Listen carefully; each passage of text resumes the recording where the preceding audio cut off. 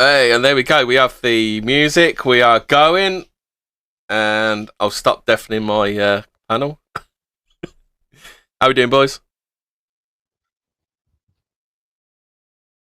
Not too bad. I couldn't hear you for I'm not bad at ages. you. I couldn't. I forgot to route the music to you, but we are up. No, so And I couldn't hear. I couldn't hear anything. yeah, we're Again up now. against Laura Towler from 8 o'clock, aren't we? Right. So I Oh. shall.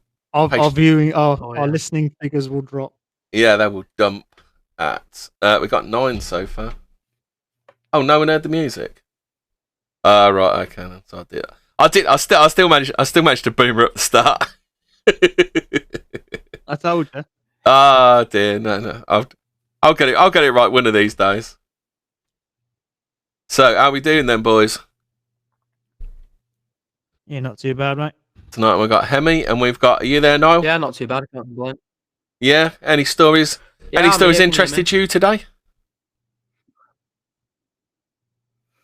me? Today. Or just past couple of days? Is there What anything about that's... today? There's been a few. Yeah, been a few good ones. I mean, the big one for me is probably I don't know, the Pretty Patel one about shutting down the illegal immigration. That's a pretty good one. That's probably been my highlight of this week, anyway. I haven't seen that. I haven't seen that one. What's she been saying then? Well, she's basically pledging just to stop basically all illegal immigration. So, I mean, I know they've said it before, but at least it's a step in the right direction from somebody that's got a few credentials and a little bit of, history behind them. So she's basically pledging to stop it up completely. They can't call her racist either, can they? I think. Do you think that was like Boris's plan? Do you?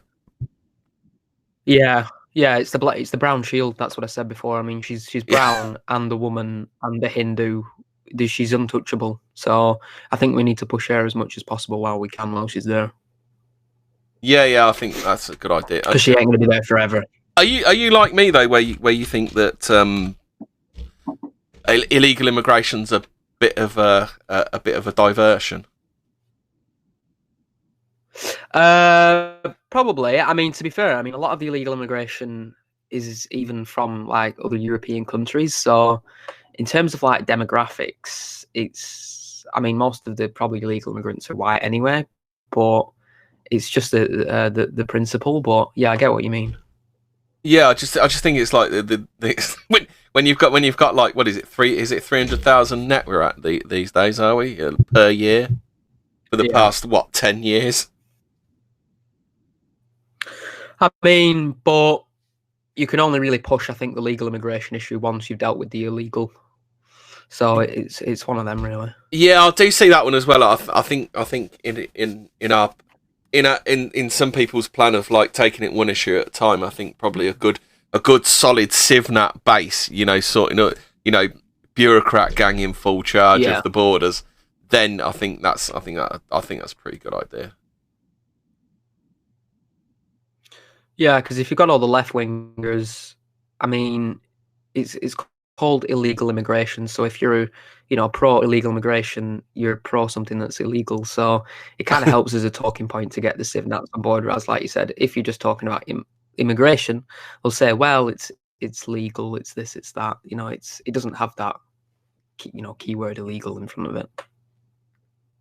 Yeah. Do you want to talk about what's your opinions on the London Bridge attack?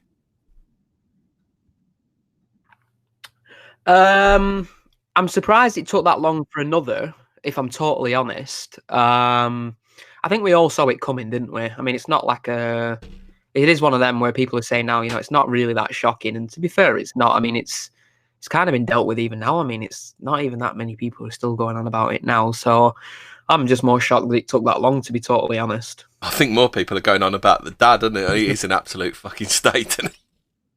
Yeah, that was a weird response when he was on about the draconian kind of laws and things like that. And you're thinking, your son's just been stabbed to death. Like, but then you can understand his priorities, though, really.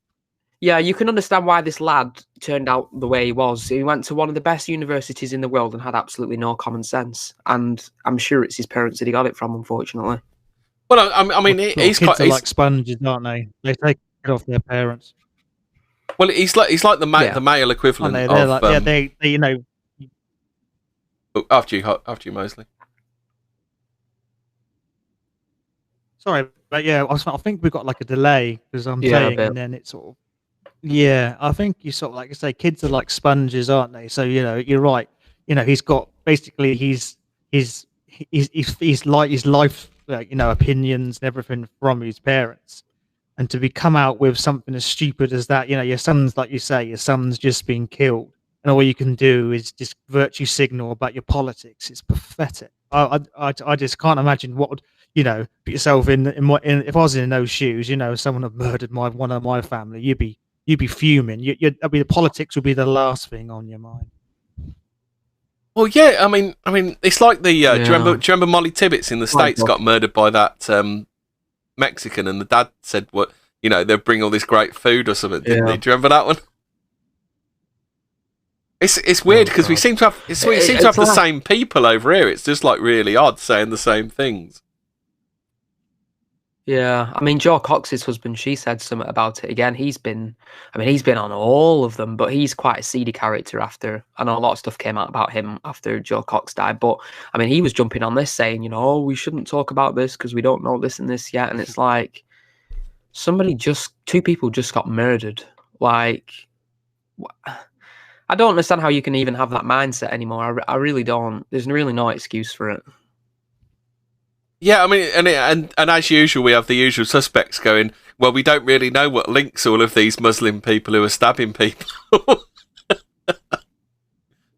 Yeah, I mean, to be fair, though, I think just from what I've seen, just in terms of my, quote-unquote, normie friends, a lot of people are, they do see it now. Even people my age, 20, 21, kind of, older teenagers, they all see right through it now, especially in places where I live. So I think that narrative is even just kind of fading away, which is, a good thing in and of itself. But like I said, I mean, even just left wingers, was there really anybody that thought another terrorist attack wasn't coming? I don't know. I'm a little bit sure more. There'll be another one. I'm a little bit more. I mean, obviously, my show on a Thursday. I'm a little bit more conspiratorial. So I kind of believe that ISIS to a degree are controlled anyway. Because it's funny how you had that absolutely crazy summer that then just got stamped out just like that. It just seemed a little bit odd to me. Yeah, I'd imagine. I mean, they are co-created. I know.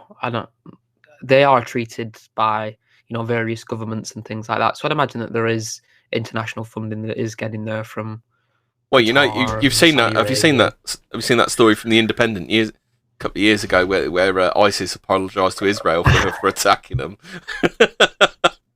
Yeah, I didn't want to go on that point just from like the first minute, but yeah, I did see that, to be honest. And obviously, they treat the fighters and things like that. Yeah. So the money comes from somewhere, and the guns. So in this one from the Mail, it says, writing in the Guardian on Monday, David Merritt said his son would be livid if he could comment on his death.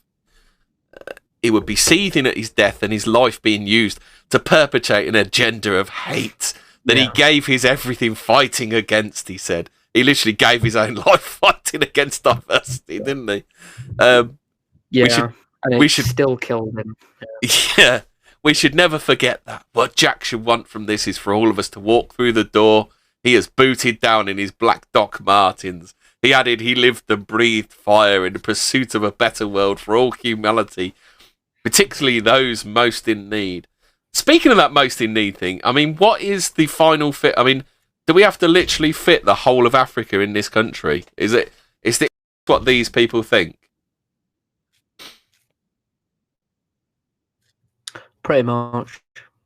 Because they don't seem to. You ask. I mean, you ask them a question like, "What's the upper limit?" and they look at you puzzled, don't they? Well, I know Labour don't want any limit whatsoever, so yeah, I think they do just want to take as many as we possibly can do. But then they say we shouldn't knock the green belt down and things like that. Because I was watching a thing earlier about Ed Sheeran, because I know he goes on about the refugees and stuff a lot, whereas He's just built a brand new home on a new patch of land in England and knocked a bunch of woodland area down. So he's basically got 2 houses joined together, and I'm thinking, but then you go on about the environment, and then it just none of it makes sense anymore. I just don't even. Where do you even go with it? Exactly. It's like Greta Thunberg traveling all over the world to lecture us about carbon emissions. It's that, yeah, isn't like it? What was it that Jeremy Clarkson called her the other day? Was it like a little creepy looking weirdo or something like that? Yeah. And then he did that. He wants the ABCs for this general election, doesn't he? Anything but Corbyn, or anyone but Corbyn. So I like that he said that. So at least some people are opening up now. I'm kind of to be really honest, I'm kind of conflicted on Corbyn because all the right people are disliking him, aren't they?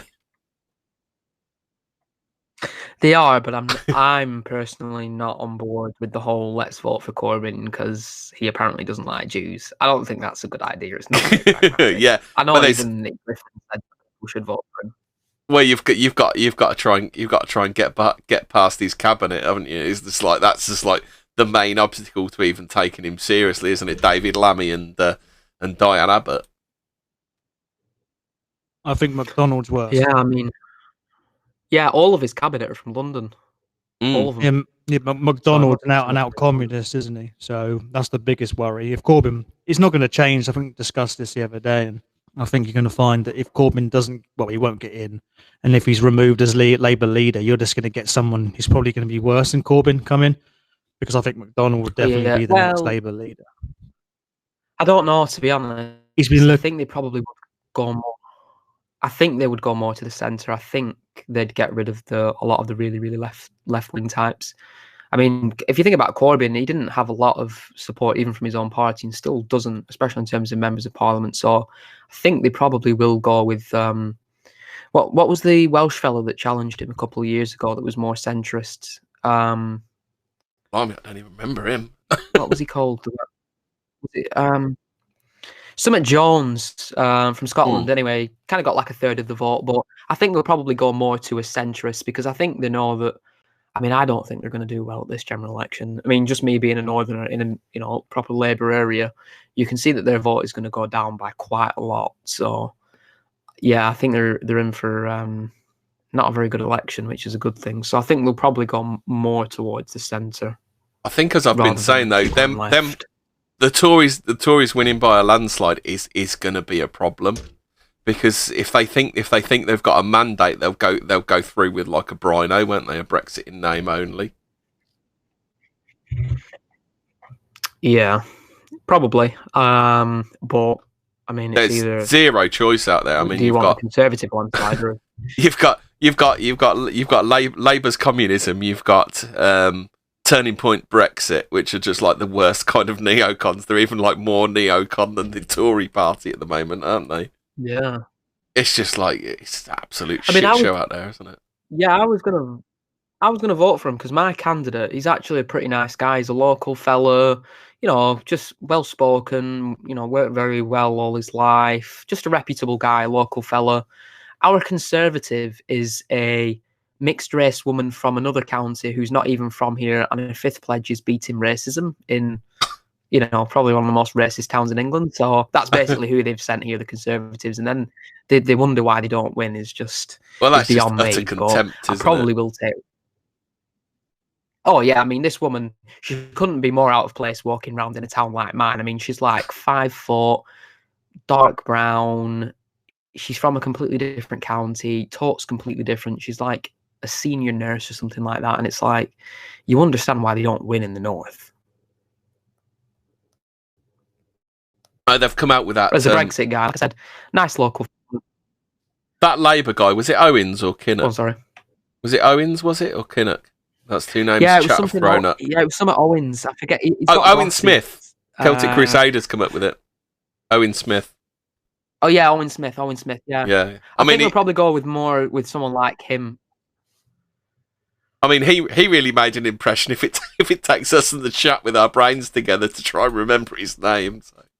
Just goes to show what a splash he made, doesn't it? I don't know whether you remember, Noel. Do you remember how Corbyn got in? It was the £3 memberships, and a lot of our guys were buying £3 memberships to get Corbyn in to destroy the Labour Party. Yeah, I actually used to be a dedicated Labour member when he was elected, and I did actually vote for him. So I voted for him, like, not even ironically.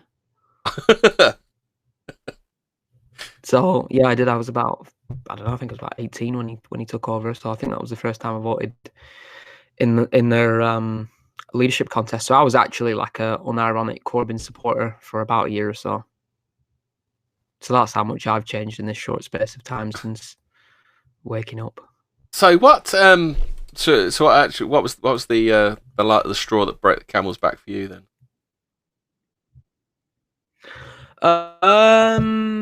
Don't know. It's a bit of a funny one. I think because I've always been interested in social justice. So I joined the Labour Party when I was quite young. I was about 14 or 15. I read the Communist Manifesto. I was in about 14 or 15, and I did identify as a communist and a socialist for about a year or so. So I proper was a Jeremy Corbyn type. And then probably just reading a lot of different economic stuff, social stuff, things like that. That just kind of woke me up slowly. So I've always been fairly left wing, I suppose, on economics. Like I said, I do like social justice. I like being for the worker, the underdog, the people that are being exploited. But I think when you really look into, Labour policies, socialist economics, things like that, you realise it's not really what it is on the tin. And then it's just kind of one of them. I think, as Churchill said, when you get older, you just get a little bit more conservative as time goes on, and you just kind of wake up to a lot of the nonsense, really. So there wasn't really any big event or anything like that. I think it was just a slow process. But yeah, I was a really kind of hardcore Jeremy Corbyn type. Definitely did vote for him. Really wanted him to win. But that was purely because, like I said, I saw him as the underdog, the guy who's going to help, the working class, basically. But like I said, obviously, you do your research, 10, 15 minutes on Google, and you'll find out that the 21st century Labour Party is not for the northern working class anymore. Not at all. Well, the left haven't been for the working class for years, though, mate. Yeah. I don't think they have. I mean, I've brought this up before. I mean, like we talked about it briefly last week, and you look at the unions in the 70s. There was people, I'm sure, in the unions itself who really were for the working class. They wanted to better the conditions and the pay of the people.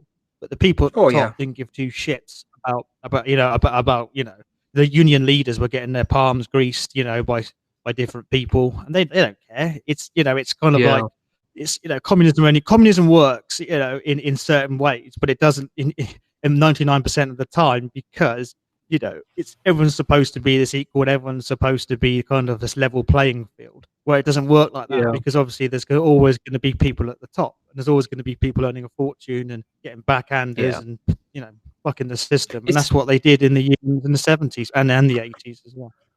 Yeah, I mean, it's like the Tony Benn type leftists is probably what I was more aligned with. So I was never really on board of being a member of the European Union or anything like that. Even when I was a leftist, there are some leftist organisations that are quite genuine, that are, not pro mass migration. I don't think the Socialist Workers' Party in the UK are.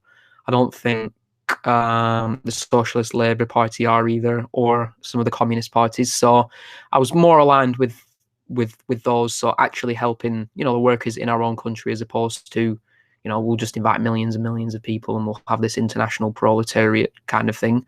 Like I said, I think the Tony Benn types is probably the more leftist that I would have lent towards. So a leftist that did actually have sincere, kind of sympathies with the working class, even though they themselves may have not been like Tony Benn. Well, I think in my younger days I was quite anti-union. I think I was quite conservative when I was a kid. I've gone the other way. But unionisation is definitely a good thing, as long as it's well controlled. As long as it doesn't become like people's little fiefdoms and their way of getting out of working. The unions did actually improve a lot of working conditions when they were useful. But then they just became bloated, didn't they? Yeah. I mean, it's like I said, I mean, there are some leftist points which are not too bad. So unions, a fairer economic system, not exploiting the poor and things like that. But like you said, you get that, and then you'll have a union that's like promoting this weird LGBT stuff now and things like that. So it's like it's like you've got to pick. You can either support it, but you've got to have that along with it, or you just can't support it at all. So then you seem like you don't really care about the poor people and things like that. I think it's probably one of the big issues we have. Like, what's the really big leftist union where the guys are communists from Liverpool? Is it Unite, the big public services one? Yeah, he's the fella from Liverpool. Like, I think isn't he always like an open communist? I forget his name. Isn't he always on Question Time? Is he that one? Yeah. I think he's done loads of things. He's been the head of Unite for ages, but he's that Scouser who he is basically an open communist. I mean, it's like, but like I said, you've got to take him with it, or you just reject it all entirely. Have you read the Communist Manifesto, Hemi? Len McCluskey. Is that the one you were thinking of? Yeah. Oh, yeah. Well, he's one of them. No, I was thinking of the Factor one, but I know who Len McCluskey is. He's another Labour one, isn't he? He's a he's the head of Unite. It must be a different. Union, it might be a different one then. Yeah, it must be a different union you're thinking of. Well. Yeah, it's just the Scousers. Something about them. Like they do like a bit of communism, don't they? Yeah. Saying that though, Mosley, I've still got the Communist Manifesto. I read it again about a year or so ago. And I've still got some of the Labour posters behind me actually in a drawer as well. I did used to have some of the black nationalist groups as well, like the Black Panther Party. So I don't think there's anything wrong with social justice and things like that. It's just like you said, it's just got to be for our side as opposed to these. Well, the thing is that they've written the blueprint for us to regain power, haven't they? But we refuse to take tips from rules for radicals and stuff like that, don't we?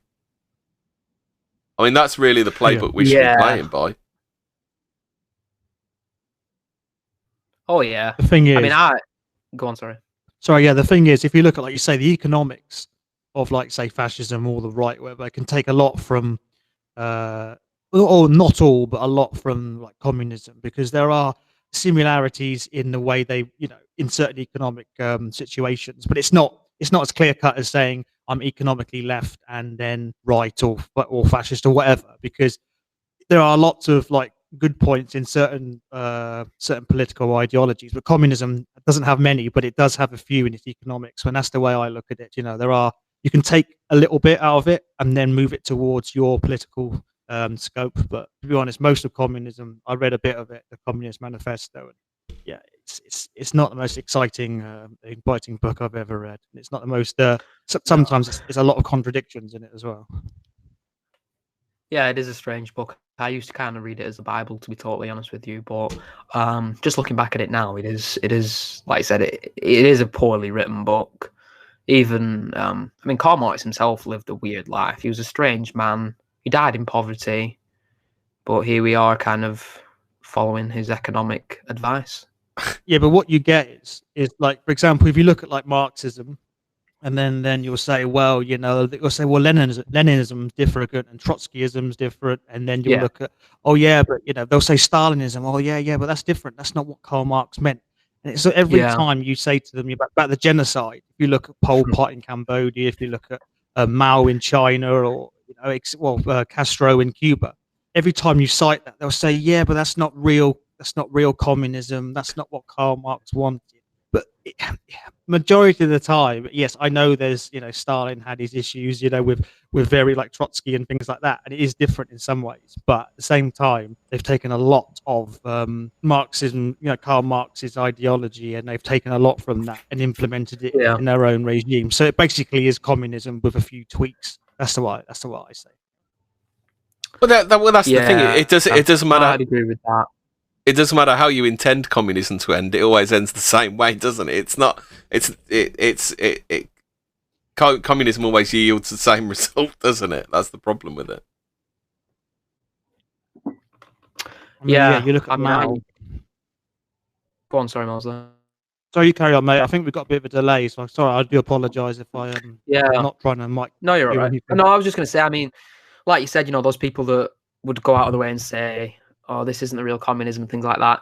Again, to be fair, I hold my hand up. I did used to be one of those people when I was younger. But I think for a lot of people, it does, although what they're pushing forward is nonsense, probably would kill millions of people, probably would put us in camps and things like that.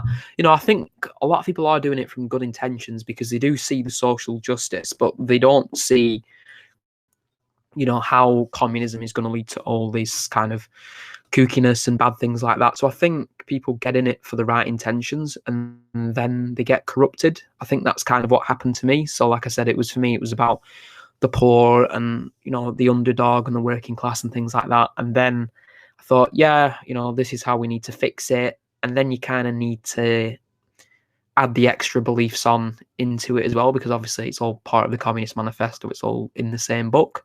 But for me, as a leftist, I probably would have, in terms of ideology and communism, socialism, I probably would have aligned more with probably Rosa Luxemburg or like council communism, just because that's more, again, kind of another irony because I'm not really that pro-democratic anymore, but that was probably the most kind of democratic form of communism. So it was basically like workers' councils all voting on different issues, you know, that affected them. And then the best outcome obviously would be the one that wins the vote. So it is a more democratic vote. The way that I saw that was it gives the workers more kind of, you know, power and things like that. But like I said, you don't really understand, especially when you're younger, which a lot of these communist socialist types are, you don't kind of realize why all these, you know, this belief system is just, well, it has failed everywhere, but you still tell yourself that it hasn't. And like I said, I hold my hands up, and I very much did used to be one of those people for quite a while. Yeah, this is it, isn't it? You know, I mean, like you say, you know, it's people go into it with all the, you know, I've never been a lefty, but I see people go into it with really good intentions and think, yeah, this is what the ideology. They see other you know, ideologies, whether it's capitalism or whether it's, you know, fascism, whatever. They look at them as kind of like these evils and the way of solving the world's problems. They think, oh, communism. It's kind of like it gets this kind of, I don't know. It's glorified. You know, you look at Che Guevara. It's almost like this revolutionary guy, and they thought hold this guy up on this kind of like plinth, this pillar, and say this is the guy we want to look up to. And it's I think a lot of them don't actually read into the actual real, like you say. I mean, you read the book, but a lot. I bet you, if you spoke to 100, you know, what you call communists, I can imagine there are a decent proportion that haven't actually read much of the book or any of it. So I think they just go along for the ride because it's kind of like the cool thing to be doing. And I think that's a rather sad indictment of them as a rule of thumbs. Yeah, I'm certain most of them haven't read it. But it's funny how no matter what you put in it, it always ends up with like hate. It is the you know, the current crop of communists. It always ends up with like hating white people, and white people having children, and white people are the enemy and stuff like that, isn't it? It's funny how that seems to come out of it, doesn't it? Is it? I mean, it didn't used to be like that for a long time. Even if you... Hello. Capston's here. We're talking about communism, in case you hadn't guessed. Oh yeah, I was just listening into that. I said, yeah, communists having actually read the manifesto. Nah, mate. Nah. That's what I meant. Yeah, it's fine. You know, it's always like that though. Whenever you get ideologues or followers of an ideology, I mean, not trying to take the piss, but how many Christians have actually sat down and read the Bible, as in all of it? You know. No, yeah. I was going to put that forward as well. Yeah, but then again, how many fascists have read like Mein Kampf? Again, being serious now, it's one of those things of like the amount of people that actually read the fucking book, whatever the fucking book's fucking called, to put it quite bluntly, is really depressing. You know, it's one of the reasons I don't have high sort of a very high respect for a great number of people. When you think that the majority of people, followers of an ideology, that, you know, all they have to do is read one book. Just once, just one fucking book. If you look at communism, mate, you say you've got the manifesto. But if you look at different ideologies, I'm going to use fascism here because I know having read like Mein Kampf, and I've read a bit of Mosley and stuff like that. I think there's a different interpretation. I think people see communism as this international idea throughout the board, whereas I think you can interpret in Germany or Italy with Mussolini or whatever else you want to look at. There are slightly different variants on a theme. I think if you've read your kind of like country's kind of interpretation of it, whether like say Hitler in Germany or whatever else, I think you can take from that. But yeah, I've read a couple of books, and I will come out and say now there are bits in these books, on all the books I've read on fascism, that I will disagree with. I'm not gonna. I don't sit on on there and say I'm going to defend every single thing this book says, because I don't think you can do that. Put your hand on your heart. If you don't agree with something, I think you've got to come out and say it. But I think the thing is though, if you do follow every word of something some person says, aren't you just like moron's probably a bit strong? Aren't you just like a cult member? I mean, your own personal ideology should be like individual, shouldn't it? It shouldn't be off the peg, should it?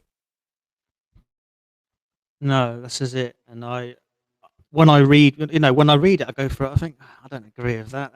Or maybe you agree with parts of a point that person's making. But I'll give you an example. Mosley had the idea of this united Europe, which is not the EU, which people can conflict. But I didn't. I wouldn't want that. I'd want a European, helping each other. But I definitely wouldn't want us that kind of like united Europe, because I don't think it worked for us, and I don't think it worked for a majority of the countries in Europe. Well, I think it's how you have a healthy world, though, isn't it? Countries in competition with each other, because the whole space race was born out because of the American and Russian rivalry. It's how you get innovation. It's how you move the world on, isn't it? If you look at the EU, I think the idea behind it was because Europe has been at the centre pretty much for 1,000 years. Definitely, the past 1,000 years of going to war, whether it's us, the French, the Spanish, the Germans. And I think the idea behind the EU was this kind of like, well, if we don't want any more wars, we're going to have to form this like federal kind of Europe. But you're still going to have clashes. You're still going to have this kind of, we're different as well. As much as we've got a lot of similarities and a lot in common, we are different. We're an island race to start off with. So, it is different. And I think the idea behind having a united Europe doesn't work. And like you say, you need competition. Competition is a good thing. And I think healthy competition, I don't think you have to be at war with each other. I think, but definitely a competition to, which who can do the best at this and who can produce you can do something like the space race, can't you? Which will, you can do something like the space race, which will benefit, won't it? Well, it benefits, to be corny, it benefits mankind, doesn't it? Not all things, but a lot of things if you're working in competition. But, it's the way to go, like you said. I'd go along with that. Yeah, I think, lads, to be quite honest, it's one of those things where, especially here in Britain and here in Western Europe, it's one of that an awful lot of nationalists don't want to talk about, and that is, let's be quite honest here, if you had the choice to replace the current nations in Europe with all English people, right, to either colonize, so you had a button in front of you that you could just hit, and there are no Poles or French or Germans or Italians, and you just turn the entirety of Europe Anglo, the amount of people that would hit that button are an awful lot more than would admit it publicly. I'm just being honest here. It's like you're never going to get pan-Europeanism when the quite frankly, the amount of contest between current European groups and nations, etc., has got to the stage where let's be quite honest, it's not going away. It's deeply ingrained and deeply rooted. Oh, absolutely, yeah. It's inbuilt in us through generation after generation after generation. Yeah, that's why I'm saying we have so many things in common, but at the same time, there are big differences in the way we think, the way we act, the way we, it even boils down to things like sense of humor. You look at things like that. I mean, that we have a completely different sense of humor to someone, say, like the French or the Germans, for example. So, and that's on a simplistic. And this is the thing, with respect, the amount of pan-Europeans who I argue with, but then again, to be fair, I argue with everyone. Just because I'm very abrasive and a bit of an arsehole. I think everybody's noticed over the past few days, Capstan. By the way, Grief had to go, but he only wants to hang around to call you a bellend. He's going to be back later, though. Oh, he can suck a dick. So, moving on. So basically, you've fucking steamrolled my point now. Fucking Grief getting his fucking tampon twisted. Jesus Christ. So basically, the point of this whole thing is why would I be a pan-Euro when I can just be a greater Albionist? I mean, if we're brutal, when we already have 350 million Anglos worldwide, if I'm brutally honest, and Niall will back me up on this, we ain't even pan England, let alone pan UK, are we? Yeah, exactly. We've got a north-south divide still. I mean, well, I still think. Sorry, I think like you're right. I think but that stems back from our history when you had different regions like Mercia, Northumbria. You had Wessex, East Anglia. Then you got Cornwall.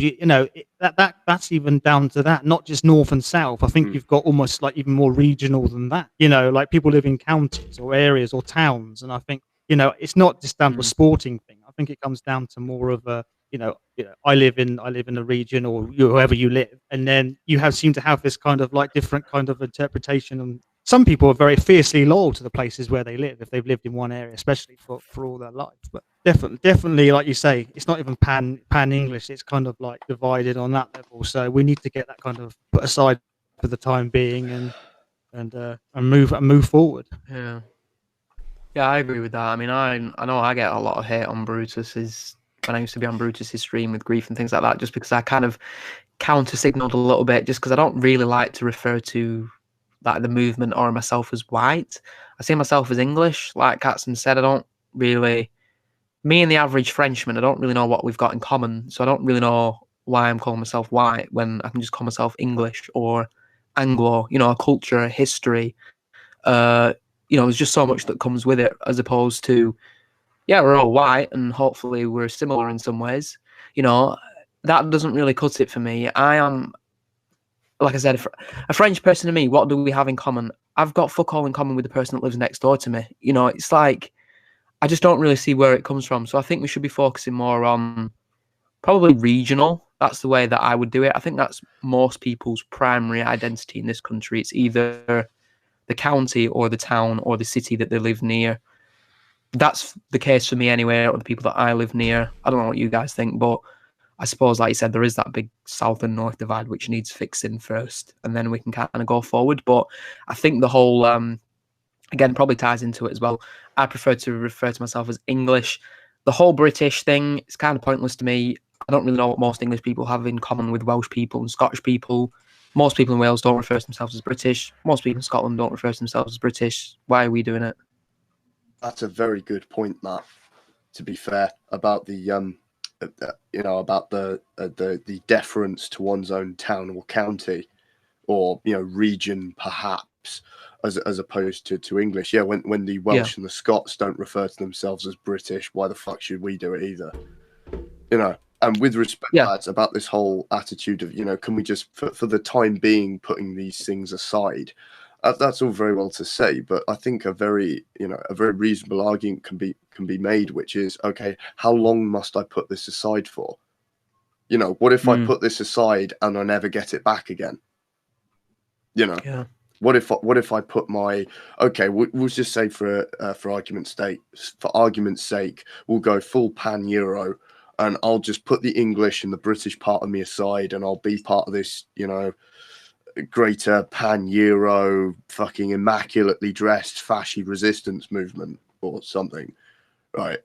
So what if towards the end of this I never get the English back? What if I never get that back? What if I'll never have that again? Yeah, Do you see what I mean? It's like, yeah, you know. But I think a lot in this movement genuinely don't mind it, and I think that is a big problem. Yeah, and that they do just see themselves as white. The amount of our lads that will unironically say, "I'll go scouring Eastern Europe for a bride," it really does worry me. Yeah. No. Because fucking Easter, but there's nothing more based on Albionic than searching some shitty second-tier Ukrainian city for my trad GF unicorn, mate. Fucking every lad's got to do it. It's like booze cruising in the 90s. It's it's like Patriotic Alternative. If you look on their website, it describes us as, was it European descended? And I'm thinking, can you not just say English? European descended. I actually hate them more now than I did before. Yeah. I think there's an argument. I think there's an argument for that on the mainland, because they don't. They although they have borders, those borders have changed and everyone's been shoved around and mixed around. Yeah. And I think there's an argument for that on the continent, but there's certainly no argument for it whatsoever in our circles. We live in an island. Our genetics have been sealed in, haven't they? Does that come from, like, I don't know, I haven't been on the Patriotic Alternatives website, but does that like kind of European link come from the fact, obviously, that, you know, a lot with the Anglo-Saxon thing is obviously Germanic, kind of like European from the mid 600-700s. I don't know if they're taking that, because we seem to get like this kind of we get knocks and saying there's not such thing as English like identity or anything like that, and I think that's a bullshit, isn't it? You know, so are they trying to say, well, we have 1500 years plus of you know, our roots in this country, otherwise we seem to like lose the argument, you know, if we turn around and disconnect us in that way. I'm not trying to defend it, I'm just trying to use a, you know, hypothesize and to see, you know, perhaps what they're thinking. This is what it says on the website. We unashamedly stand for the rights of the indigenous people of these islands and seek to pursue self-determination through peaceful community campaigning. All peoples of the world have a right to exist, including those of European descent. I mean, could they not have just focused more on England? Yeah, but I understand. And they mention indigenous. There's still no mention of British or. Yeah. Because are we hoping they have to cover their own arse? You know, be fair to them. They're trying to get that as normie friendly as possible. Which, all right. I mean, but it's referring to yourself as European descended normie friendly. I've never heard anyone do that. Yeah, oh, no, I mean, never. to be honest, that I'd say that'd turn most normies off, because most normies, it's a nice most normies can't stand the Poles, can? Yeah, exactly. It's like, oh, everyone's entitled to, you know, their homelands of ethnic origin. And it's like, no, fuck off. I'm not throwing the Aussies, the Kiwis, the Yanks, the Canadians, certain South Africans, etc. under the bus because we have to be politically correct. No, fuck it. I want the entire world English. I think it'd be brilliant. I say I'm utterly unashamed in this now. It's like we can't lay claim to our lands here because we don't exist according to our opponents, and yet the Aussies have to bow deference to the Maori and the Aborigine and the natives, or apparently the natives in sort of North America as well. Fuck it. I said there's no way you're going to win. There's no way you're going to, you know, to be reasonable with these types and try and get some logical consistency going. The whole point is they don't want you around anymore. So as far as I'm concerned, it's just, yeah, fucking Anglo imperialism now. Let's just you know, let's just crack on. We might as well, you know. Hello? Yeah, I think there's a bit of a delay, Capson, so you might have to wait. Oh, I see. Who's diving in next? Yeah, coming back now? Yeah. I don't have much to add on that one, to be honest. Yeah, it's I don't know where this like pan-Euro stuff has appeared from all of a sudden. It seems to have appeared in the last couple of months, really, because like before that, it's like so now we've got a choice between the Patriotic Alternative with Poles or Nigel Farage with Packies. That's our choice. What do you want? What do you want, Poles or Packies? That's one hell of a choice. Yeah, it is. What a great choice! I'm so glad that I can fight for my wage cuckery job with foreigners. Yeah. At least they're white though. That's fine. just back on that point. I mean, when you say where has it come from, I think most of it has come from America. If I'm totally honest, just because it makes more sense for a white person in America to refer to themselves as white or a white American as opposed to ourselves, who would probably go with our ethnicity. The Euro descent being the people that actually made the country. Yeah, it's absolutely it's an American argument. I've been saying this for a while. Their solutions aren't our solutions, and I think we need to start getting our head around that. Yeah. Oh yeah, absolutely. That's what I said to Brutus, in that this is why we have lads in Burnley preparing for the race war. I mean, we're not America, so I mean, but that is really where it comes from. In that, I think it's a lot of this internet watching, TRS all the time and things like that. And I think that's where a lot of the American lingo and issues, they start to kind of be brought into our conversations. Although I think some of them are not really as important as we make them out to be. But I think a lot of it is just that all the Americans refer to themselves as white because they are a hodgepodge of European countries, as opposed to ourselves, who we weren't till recently. So I think we've kind of got to get away from that, the white kind of stuff, if I'm honest. But then at the same time, I'm sure people see strength in numbers and then probably do want the Polish on our side that are in this country. So it's swings and roundabouts. I still don't. I'm sorry. I'm really sorry I have to bring it up. But, prepping for the race war in Burnley, that sounds like a euphemism if I have ever heard one. I'm sorry. He's just prepping for the race war in Burnley, if you know what I mean. I do. We've all done it. But yeah, in terms of all of that, what you mean? It's just a sort of American media hegemony bleeding into our culture. Exactly. Yeah, even with, they all need to be shot. Even with dissident politics. We think Hollywood's the problem, but it actually isn't. It turns out that TRS is in fact the eternal Jew. Nick Griffin. I mean, who'd have thought it? Nick Griffin was right. It's not. Nick Griffin was right. It's not the Jews. It's just America. It's just America. Oh dear. Oh Christ. That was great. Maybe he was right. I don't know whether do any of you lads listen to Myth of the 20th Century. If you don't listen to the episode on Europe, and that's the one where Nick Griffin says it's not the Jews, it's just America.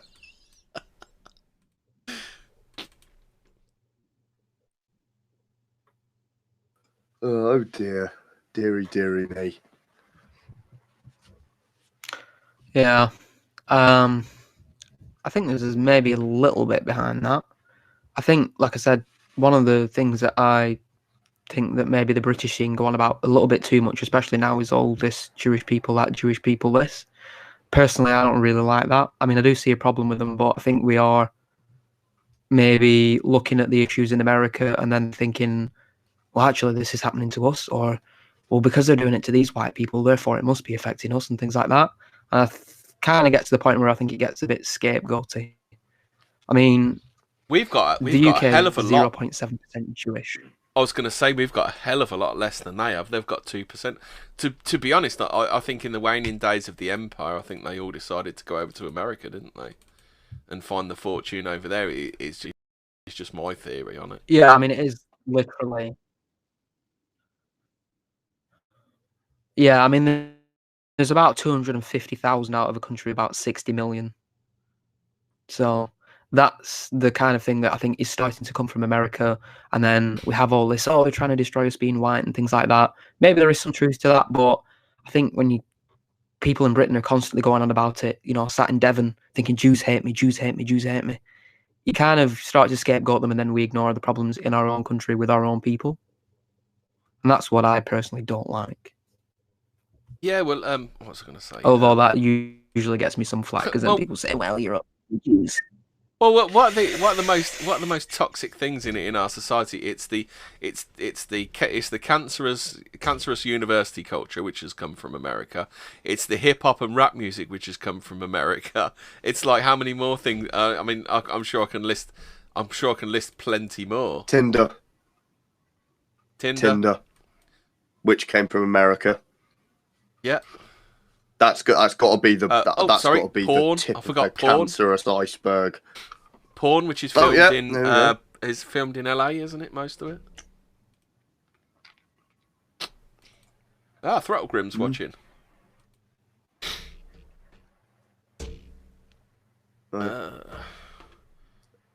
Neoconservatism, which is also an American invention. Yep. Like all of it. Well, look what it's done. Look what it's done to our parties. I mean, even we were talking earlier about the stabbing, Capstan, and even there's stuff from that seems like really American. It's just really odd. It's like the lad who was stabbed. His dad's acting exactly the same as Molly Tibbetts does.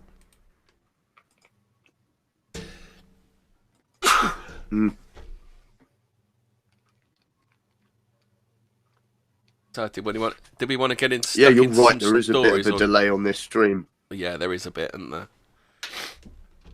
Yeah, there's a good. I've been counting. There's probably a good 3/4 seconds worth of latency on that. Yeah. Yeah. Is it one person in particular, or is it all of us? I don't think so. What's with the using of the third-party software? I literally Niall knew about 5 minutes before the stream about Discord, so he's just got to get his head around it. Fair enough. Yeah. Sorry. Oh, that's right. Is this Niall, the Northern gentleman? Yes. Yeah. Oh, hello, mate. I didn't think I introduced myself. I'm Capstan. Hello. Hello. Yeah, I think there is a bit of a delay because you're both coming through sometimes at the same time. We're coming through at the same time and talking over each other and stuff. I know I am... Yeah. He keeps moaning about video stream and stuff like that, so I don't know whether something's going a bit screwy. Did you want to leap into some stories? Have you seen about Diane Abbott's lad has bitten a policeman? That story. I haven't seen that. No. Yeah, I saw it on. Do you ever follow Guido Fawkes? Order on Twitter. Oh yeah. Yeah. Right, yeah, I do. You can send. Yeah, said you can send them to Cambridge, but you'll never take Africa out of. You just can't, can you? Out of the boys. It's literally magic soil, isn't it? James Abbott charged over biting a police officer. What is it? There's more to follow, so it's just like the basics. Son of Diane Abbott, Shadow Home Secretary. So go on, great. Are we gonna sink our teeth into this story then? Just like he sunk his teeth into. Oh, come on! That's terrible. Right. Okay. Bad joke over. Let's crack on. Diane Abbott's pulled out of a TV debate tomorrow because apparently she's gone missing, hasn't she? Are they just keeping her away from like TV stuff? I think she goes missing every election. Yeah, she's just been sidelined. But so's Jacob Rees-Mogg, which, I mean, he's quite popular, even still amongst Conservative voters. So I thought that was kind of strange because, I mean, does anybody really care about the Grenfell comments? Yeah, the BBC do. Every time he appears, Jacob Rees-Mogg, it's like, oh, let's look at Etonian, look at him, look at his privilege. I don't really. We'll push him to the back. No, I don't agree with it, but I think that's what they think. They look at him, and every time you go on a feed or something, it's just anti kind of like, oh, look at this Etonian with his white privilege, and it's just perhaps the Conservatives feel that's a negative, and they'll keep him in the background for the foreseeable. Yeah, it's a shame though. I think they take on too much of the London opinion because he's still pretty popular. If you look at all his social media and things like that, and I mean, I've no doubt he's probably going to smash this election in his constituency. So I don't really know why Boris would be doing that. I mean, he said some things, other members of the cabinet have said some things. So I don't know. I think it is, and I don't know if you guys can enlighten me because I suppose you are more southward, but the whole Grenfell thing was never really that big up north. I mean, nobody really talked about it or cared about it. If I'm honest. No one cares about it, Nyla. It's not just you. It's London and the rest of the country, basically. Yeah, it is just genuinely nobody. Even because I remember when Grenfell happened, and I went into work the next day, and everybody was just like, "Oh, did you see that? Oh, yeah, that was bad." And then that was really it. I mean, nobody really cared. Well, it's like, I mean, how many Ford trials are they on now? Are they in double or triple digits for it? Who knows? Do they even report them anymore? I don't think they even report them, do they? I mean, I must have seen at least half a dozen just off the top of my head that were probably separate ones. It's just like unbelievable, isn't it? It's like they'll never even know who died in there because there was so much subletting going on. It's just something that needs to be. I would like to see a proper inquest, only if it was a proper inquest to find out what the fuck was going on in that tower, with all the subletting and everything. Did they still even find out how it's set on fire? The only explanation I've ever heard is it's some guy's fridge caught fire, and then apparently that guy literally packed up his bags and fucked off when his fridge caught fire. Yeah, weird. Yeah, so it's basically that, and then Notre Dame Cathedral we still don't know either. There's that video, isn't there, of the Muslim-looking man in a high vis walking along the parapet, but he wasn't supposed to be there, was it, or something? Yeah, but this is the problem. It's blindingly obvious in terms of Notre Dame, considering that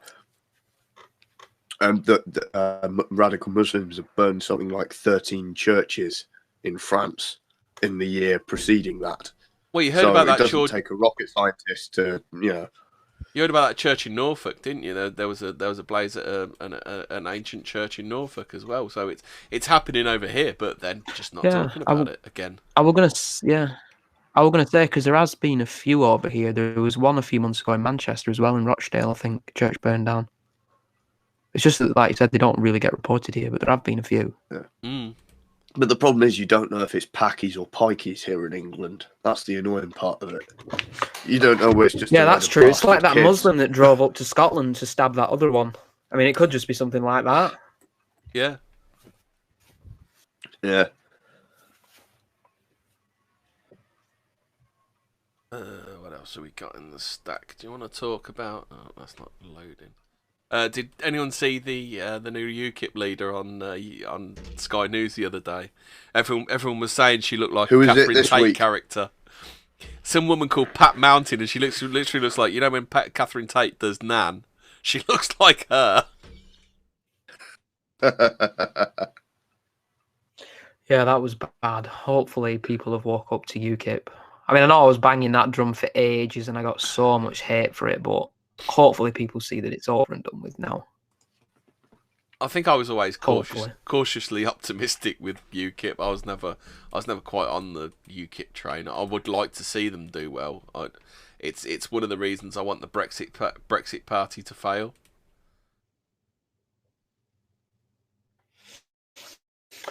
Yeah, but I think UKIP, it's one of them again in the... You've got all these English people referring to themselves as British who probably refer to themselves as English anyway. Because nobody in Scotland votes UKIP. There's some people in Wales that vote UKIP, but other than that, it's just English people. So, again, it's just like this British nationalist party that's just for English people. So why don't we just create an English one? Well, to be fair, there is an English one. The English Democrats, Robin, what's his tits? Robin Tilbrook. Has been around for like... How's he getting on with his case? I have no idea. He's been around for like 20 years and nothing's come of it. So the thing with Robert Tilbrook is he is a civ now. I mean, he did once say that if a black man wraps himself in the England flag, he is just as English as us. So it's not a nationalist party. Aye, but I mean the same still stands. He can call himself a civ now all he wants, but everyone knows. Everyone knows. Yeah. I think at the 2010 general election, they got about 50,000 votes, which is the best they've ever done. Well, there's all those spare UKIP votes knocking about, isn't there? But I think they've gone to the Brexit party, haven't they? I don't know. I don't really... They're the only one that I don't really know how they're going to do, if I'm totally honest. Because some people... can't see them winning 20 seats as they're projected or something like that. Oh, hold on a sec. What I should do is there's a great Twitter site called Britain Elects. I shall have a look. Yeah, because I had a look at one the other day, and they were projected. I think it was 24. And I can't see Nigel Farage even winning, to be honest. UKIP at their height couldn't get one. No, well, they got one, didn't they? What was it called? Yeah, to be fair, though, they but also he was did an get existing Tory, 4 wasn't he? million votes and 11% of the turnout. But the problem is that the way that the voting system is rigged, quite frankly, to stop them from ever getting any kind of sizable minority. It's one of the reasons we don't have any kind of proportional representation. You know, it's set up that way deliberately. They have done a pledge on that now because Brexit Party, the Lib Dems, Plaid Cymru, and I think the Greens have signed it as well. So I think there probably is going to be more of a push over the next few years for because we're one of the only countries in Europe that doesn't have proportional representation. Most people do have it, like Germany. I mean, the AFD, I mean, they get millions of pounds in government funding just because they get over the threshold to enable them to receive government finances. They're getting millions every year. Yeah. Can't imagine. And that's why they won't change it, mate, because they don't want to see fringe parties getting money, developing and moving forward. You've just got to kind of push them. I mean, we did have the alternative vote, was it, in 2005? So, I mean, it was there at one point. It's just that nobody really showed up. I think the votes turnout on that was only about 20%. I mean, it was really, really low. I think it was a bit of a shit system, weren't it? It weren't one of the better PR. Yeah, it wasn't as good. It wasn't mixed. It wasn't like mixed member proportional or runoff voting or pure PR or anything like that. It was some weird. The alternative vote system was some weird proportioned runoff distributionist system. It was that no one with an IQ less than like 95 could actually understand how it worked. And Nick Clegg wanted it, and no one liked Nick Clegg at the time because he was a weak-wristed sort of liberal wanker. Yeah, so no one voted for it. Yeah. Well, that's the problem with it, is the direct democracy is good so long as you're winning, because you keep the others out. It's just when you're not winning. So swings and roundabouts, in it, because if you get the proportional representation, yeah, we'll get in, but I mean, how long is it till an Islamic party gets in on proportional representation? Well, that's a good thing. It really is. Because they'll probably be more conservative than the Tory party. That's the first. And the second is that people will start panicking more because, you know, they'll actually see more foreigners in positions of, you know, majority power, and they might actually vote for you. You know, hate to be the accelerationist arsehole in the chat. Yeah, but we had a white liberal whose son was murdered, you know, by a jihadist, and he just virtue signals on Twitter about how diversity is brilliant, mate. Well, yeah, that's because his son died. He needs us to be weakened to let more immigration in. Sorry, I'm very ill. To let more Islamic immigration into the United Kingdom. The problem is when they've got the numbers, then such things like chemically castrating your children because they think they're the opposite gender will just be quietly removed. You know? Yeah, but so would we. I don't think it'd be that quiet. We'd probably be quite noisily removed, to be honest, Niall. Oh, yeah. Yeah, but it's one of those, I think I see that a little bit differently. I mean, I have a friend that...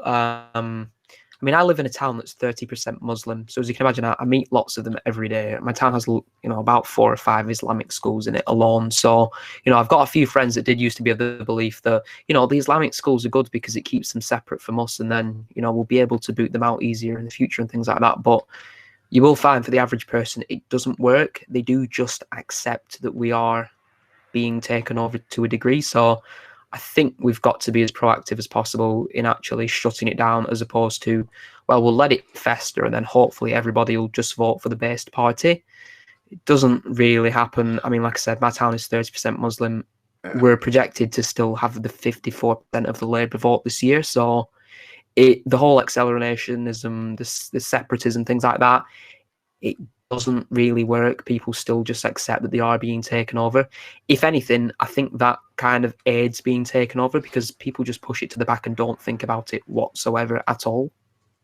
With respect, like I said, my town now is 30% Muslim. It was about 20 about 10 years ago. Yeah. With respect, I must disagree with that. I think that it does indeed work, but it needs to get to a certain level before people will actually start acting upon such things, and that's usually when they don't have enough carbs, entertainment, and their children are being killed in sufficient number. It's my turn to counter signal you this time, Capstan, because what about Savile Town? Savile Town, which ended up with, what was it, 43 white people a couple of years ago? Just run off. Yeah. They would just run off. That's because they've got somewhere to run to. That's what I'm saying. It's when you've got nowhere to go, you've got nowhere to hide, you've got no food, you have no hope, you have no future, and that's when something will happen. But the problem with that is you keep running, and the further you keep putting it off and off and off, our numbers go lower and lower and lower and lower. So it's, I can't take my kids to school anymore, but how many of those kids are English? So you can keep putting it off and off to the point where, we've lost all our luxuries and we can't go to the cinema in peace, but we also don't have the numbers by that point to actually do anything. Oh yeah, what I'm trying to say is I don't like having to say the things that I'm saying, but I'm a realist. You can say, oh yeah, but we don't have the numbers to do anything. Well, we have the numbers to do something quite a few times with respect, especially in terms of political movements. I mean, how many niche political movements have happened since, say, the end of the First World War that have tried to do something about this? When Britain was 99% white, and when it was 95% white, and when it was 80% white, etc. Yeah, they've been targeted. I'm not saying that it's a particularly nice thing to have to say, or we can't go to the cinema anymore, or oh no, it's all terrible. But unfortunately, this is how people work. If they've got enough cheap carbs, if they've got enough entertainment, if their kids are reasonably safe, because we could say, oh, what about Rotherham and the rape scandals in Bristol and Gloucester and London and all that crap?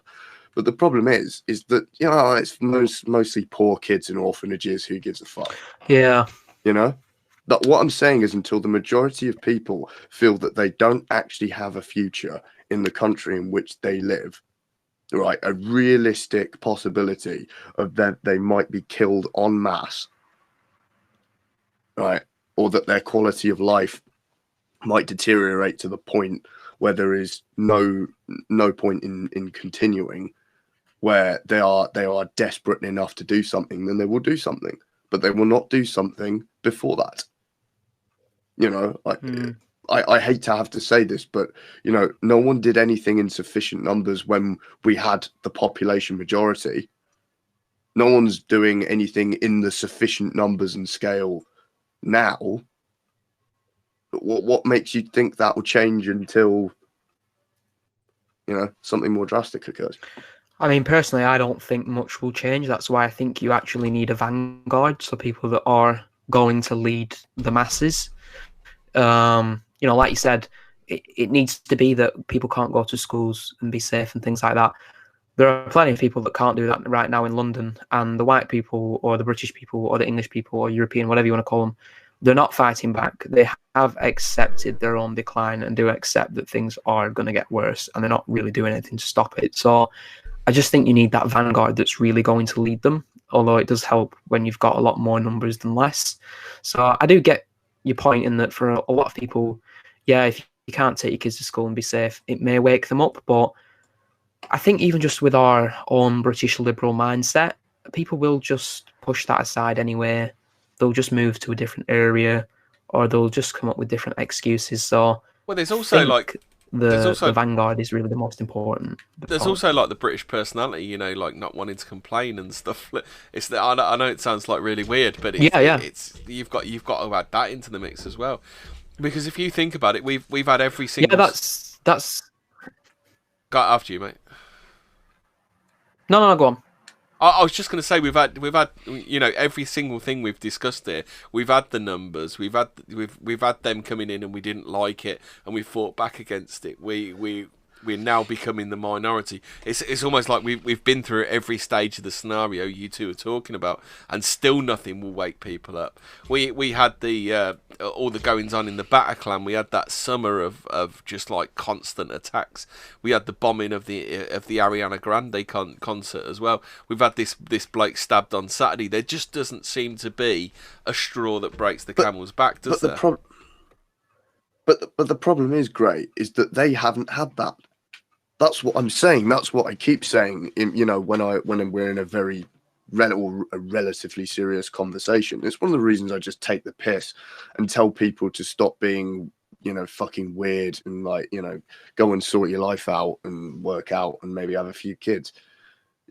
That's one of the reasons I tell people don't waste your time with fucking politics. Because there is really no point whatsoever. I hate to say this, but again, this is just observable reality at this stage of the game. But the problem is, Gray, is that normies haven't had that. They haven't had, what about this Ariana Grande concert or whatever her name was? They haven't had the stabbing on London Bridge. They haven't had, what about X years of diversity? What they've had is the X Factor, Dominoes, 40 Hours and Radio 2. That's what they've had. They don't give a fuck, mate. I can give you a good example. I can give you a really good example of that because I actually know somebody that was in the Manchester bombing, and she's still a liberal that won't blame it on Islam or anything like that. Like she was actually there when it blew up. Jesus fucking Christ. And she's still the same.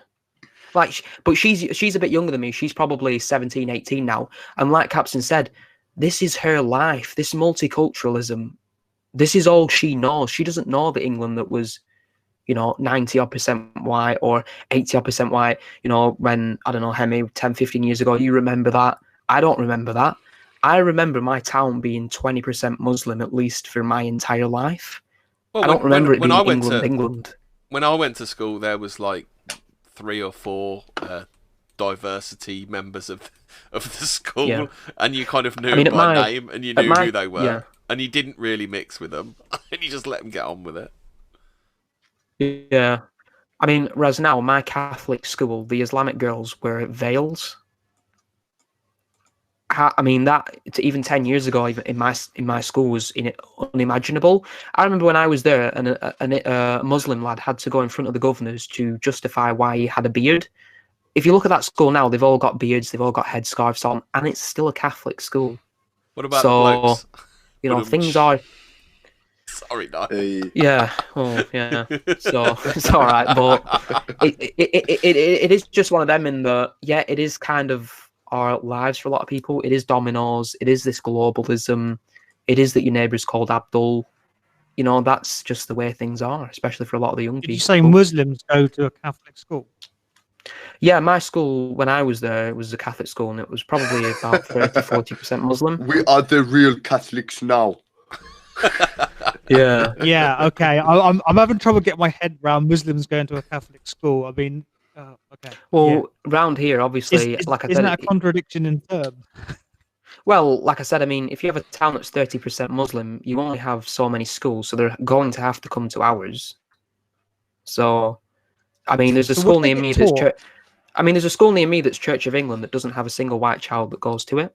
I've spoke about this on Brutus's stream before, but I used to drive past it every day for work, and for about, I'd say, 3 years, I never saw a white child ever go in the school.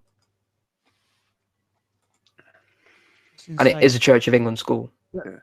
So what, at a Catholic school, and you're saying you went to a Catholic school, and there's obviously other religions, then how does that work? Because, do they get taught what you get taught, or do they get removed, or do they exclude themselves from the lessons? When I was there, they were just... like I said, when I was there, they were probably about 30% of the school. There was, the last year that I left, there was kind of a big... it was in the local paper, really, but it was kind of a bit of a mini race riot that we had, just because obviously, when Ofsted came in, the big problems that they identified was, you had groups of white lads on one table and white girls, and then you'd have all the Asians on one table. It was a really, really segregated school. It is in a very, very... It's in an area that's basically 100% white that live around it, but a lot of the kids that go to it are Muslim, because, like I said, there is no other school that they can go to. If they're having 4 kids and we're having 1, then they're going to start taking our places. So when I was there, they basically just used to just kind of crack on with it, really. Like I said, there was more of when I went, it was about 5 or 6 years ago when I left school. So like I said, when I was there, I remember a Muslim lad had to go in front of the governors and justify why he had a beard, whereas now it is basically being accepted and the girls are allowed to wear veils, because I mean, there are that many of them. You can't really say no at this point, to be totally honest. So even if you just look at the school's Facebook page and its cover picture, there's no white kids on it or anything like that. It is literally a girl with an Islamic veil on. So it's like, it's just one of those. It's either they come here or they don't go to school. But like I said, I mean, we are having another Islamic school built in this town not too far from me at the moment. So I think that's going to be our third or fourth in a town of 100,000 people. Has there been much objection to it? No, to be honest, not very much. Like I said, for most people, you will just find that they have accepted that they are here and they're not going anywhere. Right. Okay. So just with respect, I don't want to sound rude here, Niall. I'll make a change for you. But shut up. Shut up. I don't know, but go and do the thing that that guys like you do at the weekend or something. But fucking hell. Yeah, so in terms of obviously the schools and building and such like, obviously we know it's been going on for some time and all of that. So what exactly do you have to say about my thoughts of the sort of accelerationist, even if I don't particularly enjoy it? What was I think the problem? What I get, just out of curiosity. Yeah, and don't take this as me being rude, but you will find a lot of these arguments and things like that come from people that don't actually live in these areas, like myself. Again, the accelerationism, it doesn't work. People just accept that they are being taken over even faster. You've actually got to start stopping it and, putting actual, there have been some local issues where people have put up objections and things like that. So a few years ago, my council is twinned with another smaller town. That smaller town, they had about 12 seats on the council. A few years ago, a small local party that did not want to build any mosques in that town won every single seat. And that was through local people really doing something. That's kind of what you've actually got to do. Hopefully, if we, bring even more Muslims here and erect things even more for us, hopefully, we'll wake up. Again, it doesn't happen. There are no white taxi drivers left in my town. There are no white taxi firms. There are no white fast food places except some chippies and things like that. People do just accept it, especially in this globalist day and age where, realistically, it's not going to happen anytime soon that these people are actually going anywhere. So, again, the accelerationism, yeah, it sounds great. It sounds really good on paper, but it doesn't really ever work. Again, America is 60% white now. Brazil is 40% white. You say these things, but what I have to come back to is you say, "Oh, it never works." I don't expect it to work. I don't actually. So what do you expect it to actually achieve? Because then I expect it to be the natural outcome of the situation that we find ourselves in. Like, for example, you say a small local party opposed to building mosques, and they win by a small landslide. Fair enough, I'll accept that. But unfortunately, when you scale that up to a national, or to a national view or a national outlook, unfortunately, it doesn't stand. Yeah, as again, I've already mentioned in this argument, a great number of political parties, large and small, operating on a number of different strategies and viewpoints and such like, have failed to make a real difference or any lasting difference or change in our current environment or to the current situation. Well, the other problem we seem to be looking at the moment is we seem to be starting to have a glut of right-wing parties, and the problem is they're all going to be taking power from each other, aren't they? Yeah. I mean, for me, ideally, we would have, like I said, an English party, or I think even something like a Northern party would work. So, Matteo Salvini, he was the what region was it that he was for? He was basically just the north of Italy. He wasn't an Italian nationalist or anything. Sardinia, that's it. So, he was basically like a Sardinian nationalist. He saw, his local area as his primary identity, whereas I think for a lot of northern people that would work. So you will find, I think in terms of nationalism, you will find the north is a lot more nationalistic than the south, especially the northeast, like Sunderland, Newcastle, places like that. I think a party with them could actually work, or, you know, even if it was just a northwest party. But going back to the parties that have achieved a modicum of success, such as UKIP or the BNP, you know, you will find that they did have kind of proactive policies in terms of, we don't want any more mosques or anything like that. I think if you really want to, you know, what's the word? You know, kind of put yourself out there to a nationalist vote, or, you know, really kind of sell yourself to them. The whole accelerationism thing doesn't really work. I mean, for me, it's a bit like saying, do you want a car to run you over at 40 miles an hour and hope that you do survive? Or do you want a car to run you over at 60 miles an hour in the hopes that you just die and it saves you from the pain? For me, the one that kind of helps conserve us for as long as possible really is the most pragmatic thing. I don't really see how us bringing even more Pakistanis over that have 5 kids is going to help in any way, shape, or form. Again, I think I'm not quite getting my point home here. I'm not advocating that we should throw open the borders and invite a great number of people here in order to, quote, speed up this process. What I'm saying is that over the past 50 years, this has accelerated quite enough, and it does not show any sign of decline or slowing or halting in any manner whatsoever. Well, so apart from, basically what I'm saying is this dam that we have built ourselves, that is slowly cracking and crumbling, that you seem to be, you know, saying, let's put all our effort into repairing the dam, into propping it up, into trying to slow the tide of water, or to slow the flow of water that is coming onto our side of the dam. And I think make this analogy to work it essentially is to say, let's just accept that the dam isn't working. The dam is failing. It is broken beyond repair. So instead of putting our efforts into repairing the dam, should we not just accept that the dam is broken and place our efforts in other aspects? For example, assuming we have a village behind this large dam, right? And that we accept that the dam is broken, and instead of sending 200 men from this village with enough as much concrete as we can muster to repair this dam that will inevitably fail to stem the tide of water, can't we start essentially looking at perhaps maybe putting stilts on our houses? But then you could almost say that that is akin to running off, which is the problem that we've got. Well, one of the problems in the first place. I personally am a victim of it. I used to live in an area that was more brown. I live in an area now that's probably about 99% white, although, like I said, the town that I live in isn't that white itself. So I've left a diverse area for a white area. I don't, you know, it's just the way it is. But again, I think the problem with your analogy is, yeah, you can put the houses on stilts, but you still haven't fixed the dam.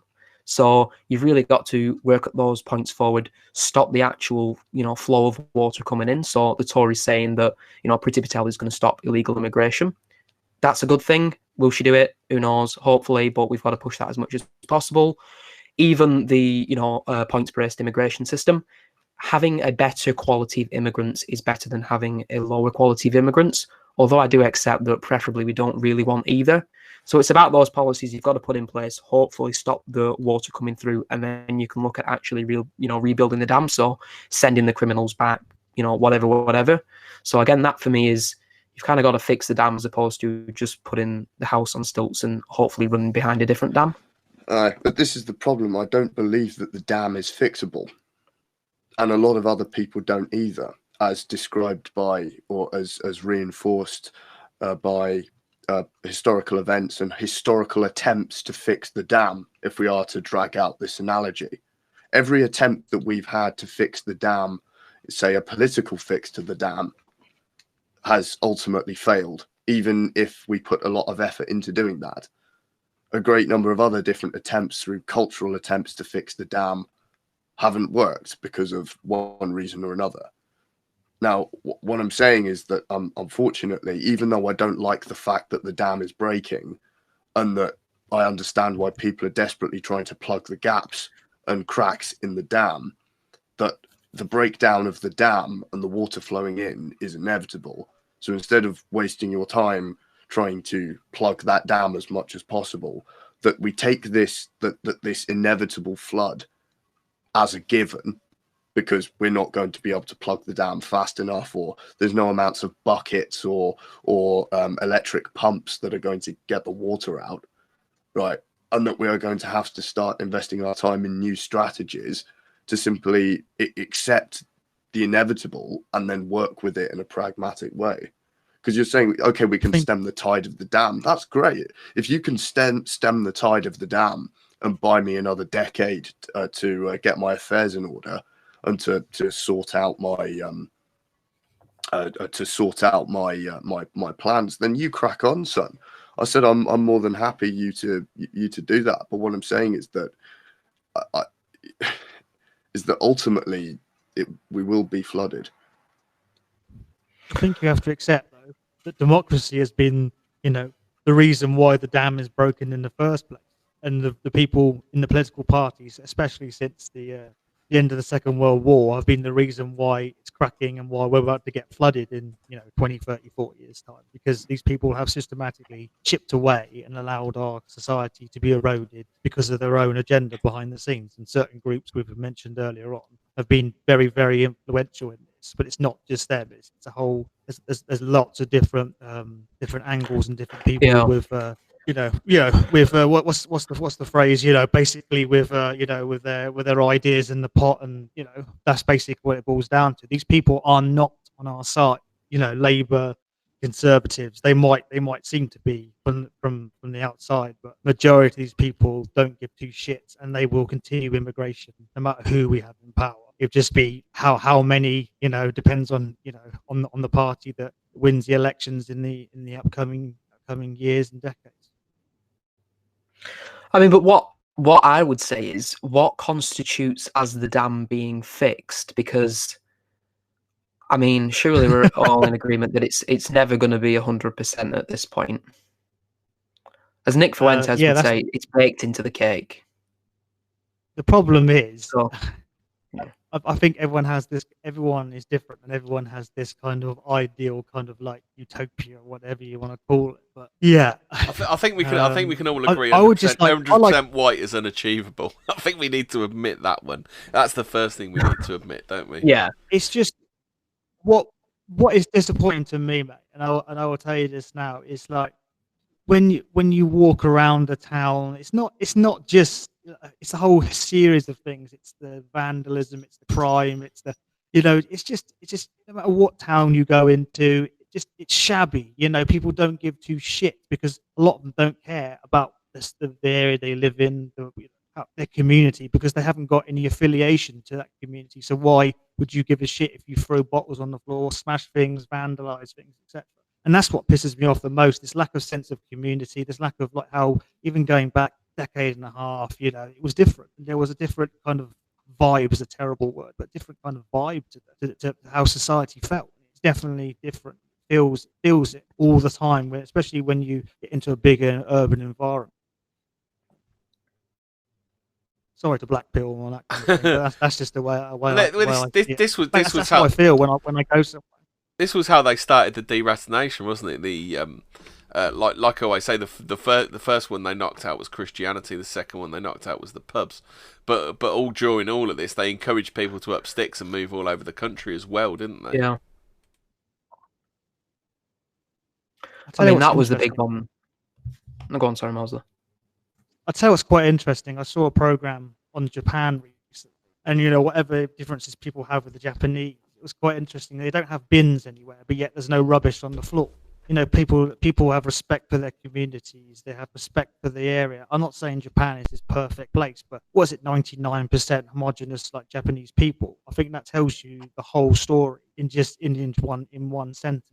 Really, if you have a society that cares about its community, you will have a society that's worth living in, and a society that you enjoy living in. And then that's why I personally enjoy when I go into the countryside. And Although, I spend time in smaller I think you've got to have that cultural component, like Hemi said. I think the big one that I was going to bring up is that when we look at all these different communities and things like that, usually the biggest thing that binds them together is religion, and we don't really have that anymore. Obviously, I do, but yeah. and that's, I think, something that we definitely need to bring back, because that's usually the one big thing that combines, all of the Muslims, obviously, is that it's the religion, or Hindus or Jews and things like that. Whereas, the average Brit really doesn't have much. I mean, what? Yeah, and that's engineered. They don't even know that. How can they have shared history if they don't even know the history? It's one of those. So it's, isn't it? Yeah, but that can be brought back, I think, fairly easy. There are churches 5 minutes from probably everybody's house, so you're kind of having the will to do it, really. I'm gonna go out on a limb here, and I'm gonna say I'm gonna try and give everyone a bit of pushback here, just to see what you make of it. I actually think that the introduction of religion, especially amongst the vanguard, is the single worst thing that we could do, mainly because it gives yet another avenue of approach for our opponents to attack and divide us. For example, even in these circles, the amount of utter infighting between Anglicans, pagans, Catholics, Buddhists, Hindus, weird non-aligned types, etc. I mean, but didn't it used to be like that, mate? Did it? That's the thing. When they took, like Henry just mentioned, about getting rid of the church as like a focal point in the pub, it's that was it. If you eat away at something for long enough, it just disintegrates, and that's what's happened. And now, like you say, you've got this divide where you've got all these different kind of, like you say, pagans, Anglicans, Catholics, etc. Well, it's so this diverse. Is the problem. I don't quite agree with that, because again, this ties into some of our history streams that we're thinking about doing, and I'm sure we can discuss this at length in one of them. But for example, I want you to go back to English history till about the time of, we'll go with Henry VIII, but you can argue a little bit beforehand, and say the 500 years of Protestants and Catholics literally kicking the ever-loving shit out of each other over who rules the country and the crown. Doesn't exactly give me a great deal of confidence with that statement that religion will unite us. It may well unite us in some regard, and I don't deny that, but I also think that the 500 years worth of bitter and bloody ethno-religious wars in this country should be perhaps a small warning, should we say.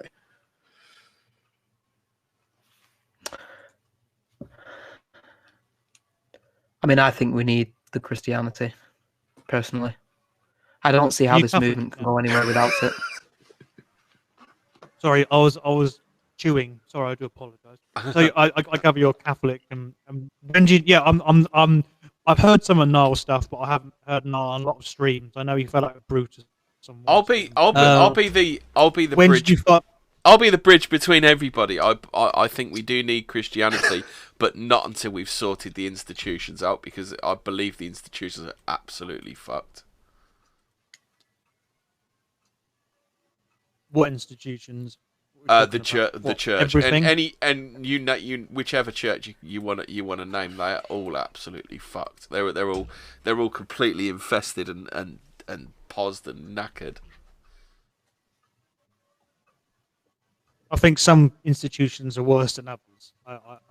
I think that also goes down to church by church, or whatever you want to, Yeah, I mean, because a lot of people say, obviously, the Catholic Church has this problem, but then you don't see X, Y, and Z problem in Hungary or Poland, where the church dominates everybody's life.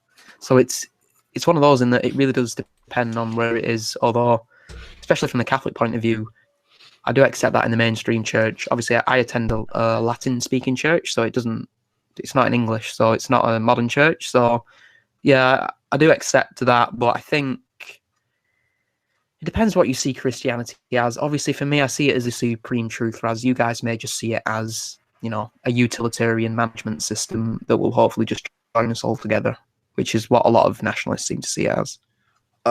Sort of. Again, I don't speak for either Mosley or Gray when I say this, but again, I take the view almost of Dr. Edward Dutton, where the whole point of it is to take genetically adaptive traits and make them the will of God, or the will of a divine, rather.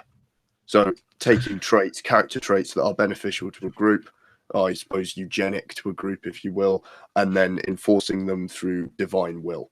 Have lots of children, create a high trust society, etc. emphasizing agreeableness and self-sacrifice, etc. Yeah, I will personally reject that. I'm not big on the whole lab coat science kind of thing, if I'm honest, although I do work in civil engineering, so I have a fairly good science knowledge. So probably would reject a lot of that. I think it's kind of makes for a bleak worldview when you make everything really scientific like that. It takes a lot of fun, takes a lot of history, takes a lot of culture out of everything.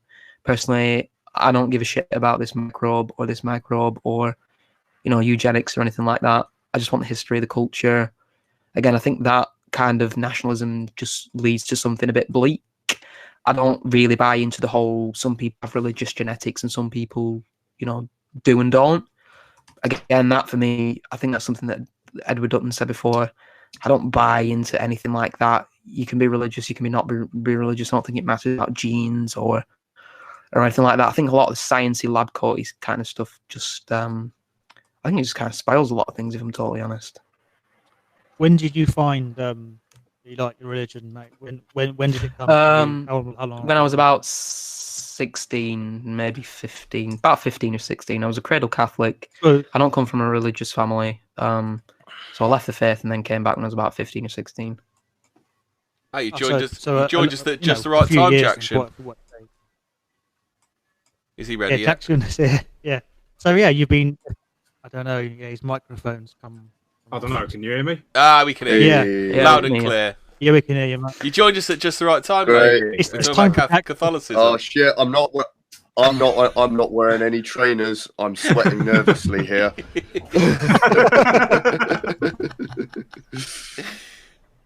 Yeah, no, I was just I'll come in at the tail end of it. A quick one there, Capstan, is I'm going to disagree with you when you said about the church being a sort of divisive influence throughout European history or something to that effect. I don't want to misquote you. But the thing is the church has been very much unifying. There's still been wars, like political wars. England and France were Catholic at the same time of Agincourt. And we still kick the absolute shit out of each other. And also you need to look at the Crusades, where the English, the French, the Scottish, the Irish, at points in history where, we'd all been at war with each other at some point or the other, turned around and united under the banner of the faith managed to go. And where this division actually does come from is when you get schismatics and heretics. So you'll see things like the persecutions of the Cathars, which were a heretic sect, and that caused a civil war between those who were Catholic loyalists and those that sort of formed into this new group of heretics, basically.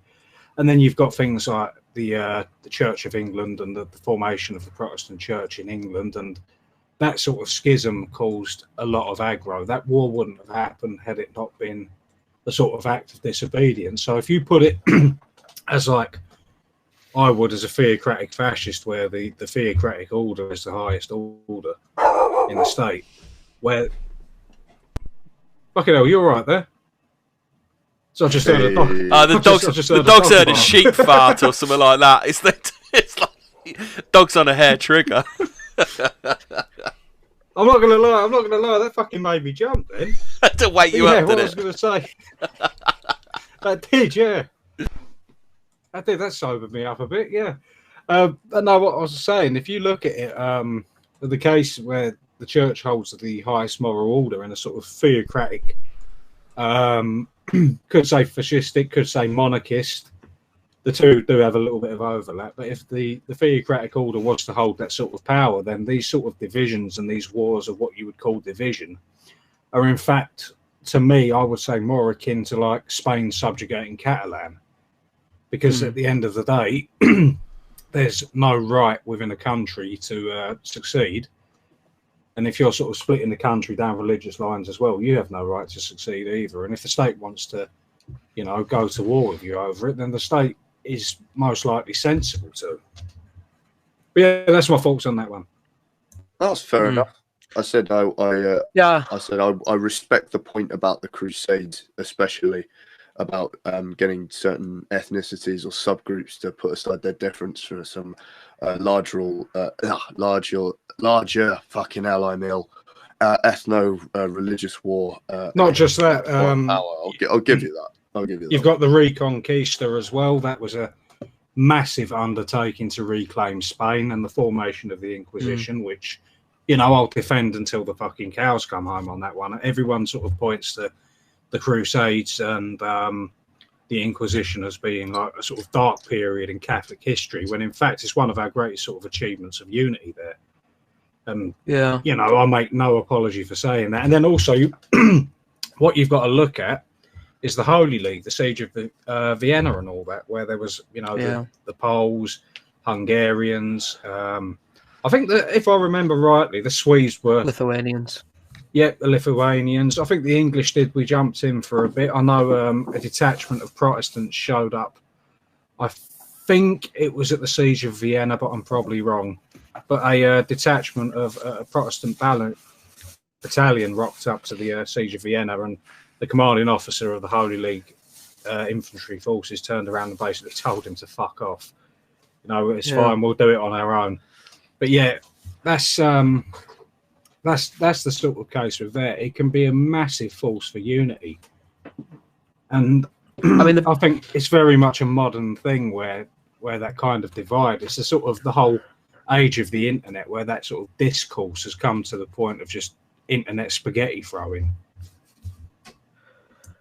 Yeah, I agree with that. The big one that I was going to bring up was the Battle of Vienna, because obviously that was, you had the Ottoman Empire, which was, I suppose, in reverse in that it was the Muslim equivalent to what we had. So it was just a bunch of Muslims from different countries, and then we unified under the banner of Christianity. They unified under, Islam. But if that happened today, obviously they can still rally around that. But what would we rally around, or what would Europe rally around? Because obviously back then it would have been Christendom. You don't even hear that term anymore. So, is it our British values align with Swedish values that align with French values?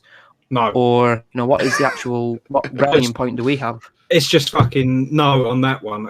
That's one of the things I love Oswald Mosley. I'm a big fan of Mosley, but his sort of idea of pan-Europeanism would only sort of function in a Reich where we're sort of federations rather than distinct countries, in my opinion. Because what I've always said is what the whole argument with pan-Europeanism is, the problem is we fucking hate each other. The French and the English fucking hate each other. Everyone hates the Swedes. No one likes the Scottish.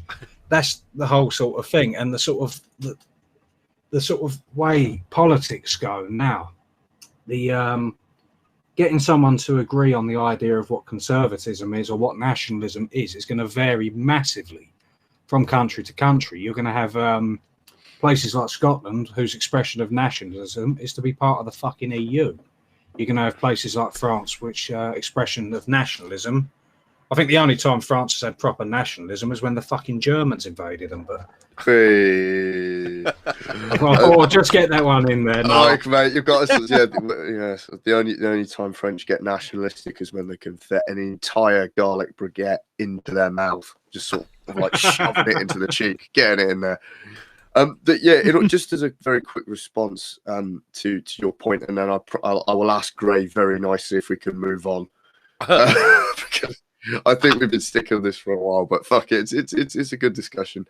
In terms of the sort of Catholic unity thing around the Siege of Vienna, as I think it had far more to do with respect in terms of racial differences than it did religious.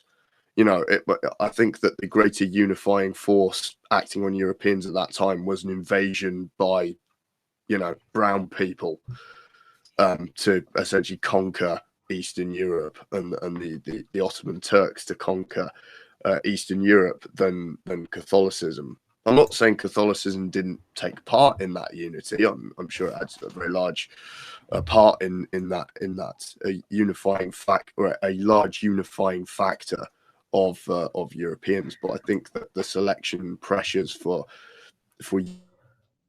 unity at that time were invasion as opposed to religion. The thing is sorry, go on. I'll let Noel jump in. Sorry, I'll cut you off. No, I was just going to say, if the Catholicism didn't have the biggest part, and then it was just kind of, more about the pressures and us being European, kind of the environment, then why is there not that big pushback now? Well, that comes down to indoctrination over generations. Well, in the 20th century, I think the 20th century has been hugely influential in taking away people's nationalism, taking away people's like. But do you not see that indoctrination? I mean, because the biggest thing that I would say that the indoctrination has pushed is the removal of Christianity.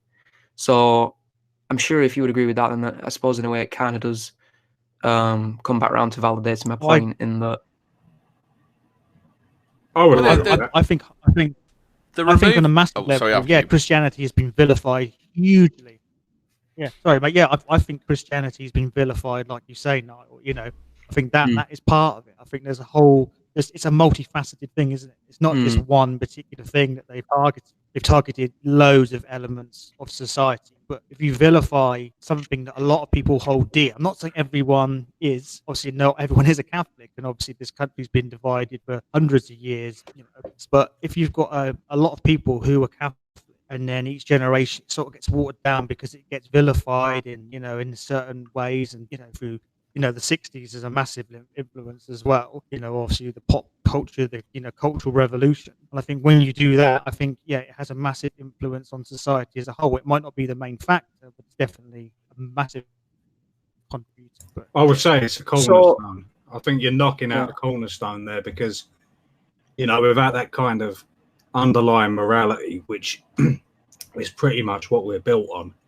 We were Catholic for longer than we've been Protestant, but the morality sort of lines up more or less the same. I know in recent, I'm not really going to go into the fucking Protestant bashing because it's fun and I'll go on for ages.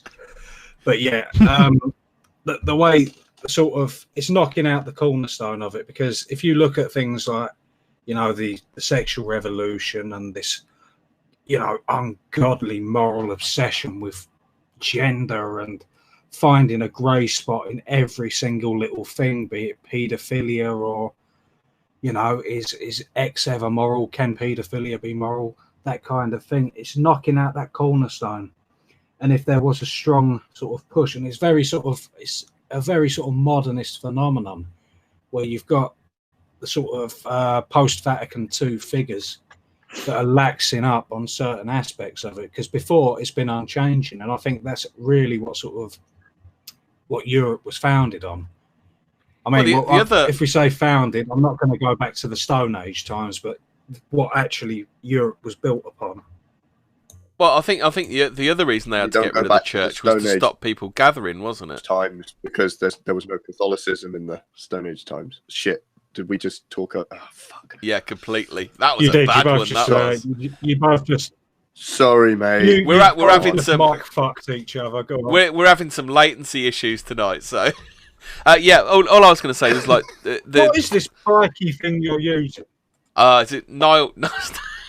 Niall isn't set up on Discord, so I don't know what's going on tonight. Fucks.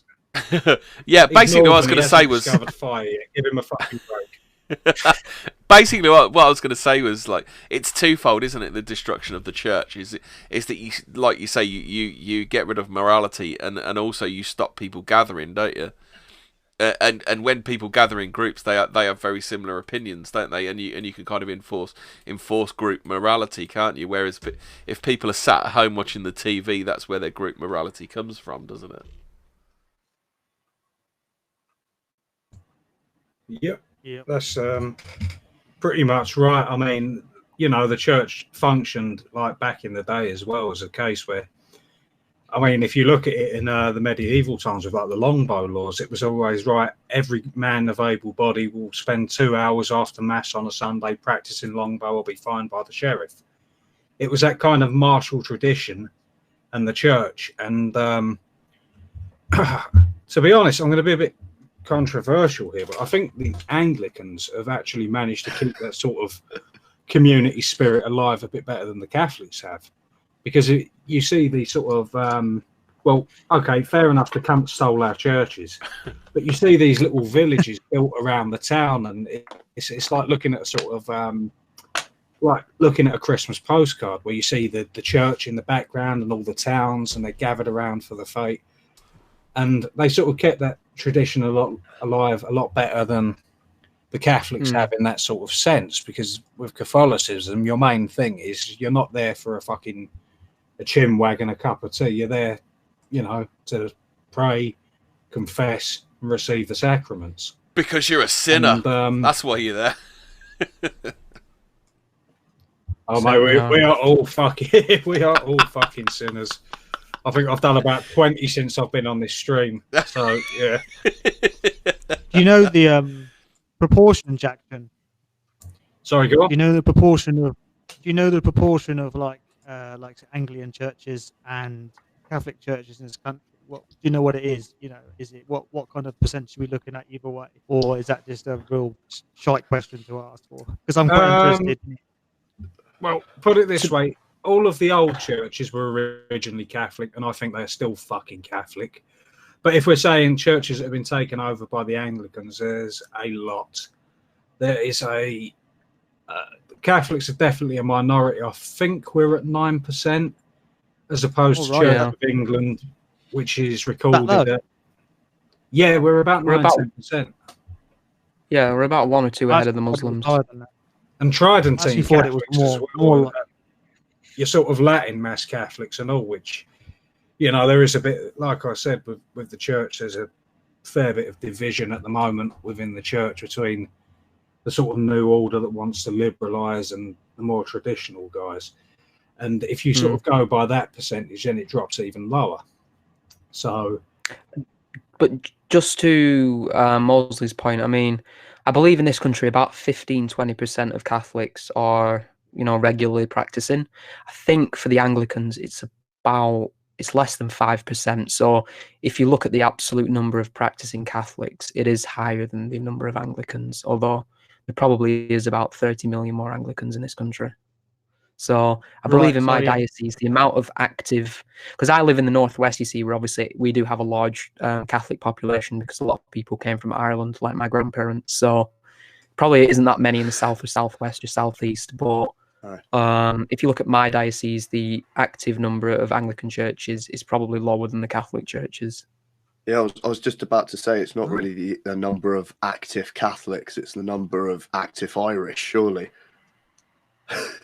Yeah, I mean, I have about 15 uncles and aunties that are all practicing Catholics, and they're all Irish. I'm the last one in my family, well, except for my woman.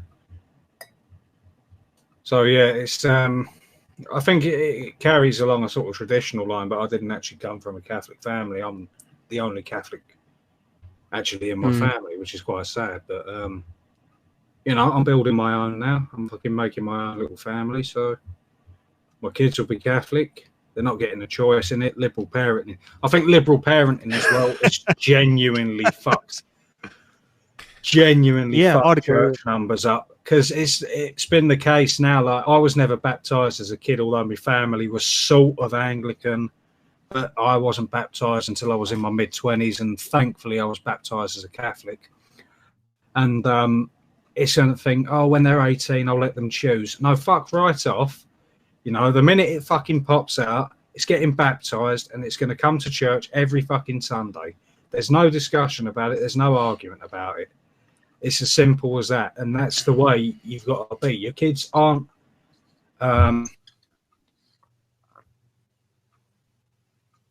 Still there, Joe. He's got connection issues, apparently. Yeah, I think he's dropped out. Yeah, he has dropped out. Yeah. Right in the mid. I was about to say he's just been shut down. Oy vey. If I'm honest, is anyone surprised whatsoever of Jackson raising his kids in such a manner? I'm not. Because again, I'm the boring skeptic, sort of geneticist type, where it's like liberals follow liberals. Yeah. If your parents are liberals, character, remember, human biodiversity, all traits are heritable. Is that the character traits that make them liberals will probably make you a liberal. And if your dad's Jackson, you will be part of a right-wing death squad, because everything about your character lends you to this job. My children will goose step before they crawl.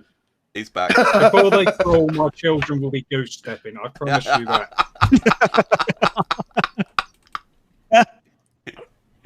I'm going to mute and for it'll a couple of minutes. And it'll be done properly. It will be. It'll be done properly as well. I'm going to mute for a couple of minutes. I'm having a major problem with the internet, so I'm going to reboot it. So if I drop off, you'll know why. Cool, mate. No problems. So yeah, I'm just going to mute for a bit. So back in a sec. Wicked. I don't think I'm going to manage to get. Have you seen this story about the Vatican has placed this giant statue of Moloch at the Colosseum entrance? It doesn't surprise me. No, I didn't see. Yeah, but Gray, we all need to be Catholic, mate. Come on. I mean, Jackson told me it was the best thing for my kids and everything. What do you mean they put a statue of Moloch next to there? If you want to see a story, it's in the side chat. Let's have a look at this story. I'll stick it up for the. Yeah, so there it is. The problem is, I mean, liberal parenting. The problem is, mate, liberal parenting has been a massive problem in this, in the past, 10, 15 years. I mean, you say it's a problem, but the problem is it's not an issue that you need to worry about because it's self-correcting. But is it self? Raise shitty kids, and those shitty kids are fucked and don't have any children of their own. They're not having kids. They're not. Have a lot fewer children. Kids. Yeah, their kids aren't having kids. If your kids were the transgender or whatever, he's not having any kids. You give it a generation, half of them will just fucking die off. Well, yeah, but that's not always the case, is it? I mean, you've got to look at the. I used to hate the word chav, but the chav mentality. Do you know what I mean? If you look at them, there's plenty in my area who have got shitey parents.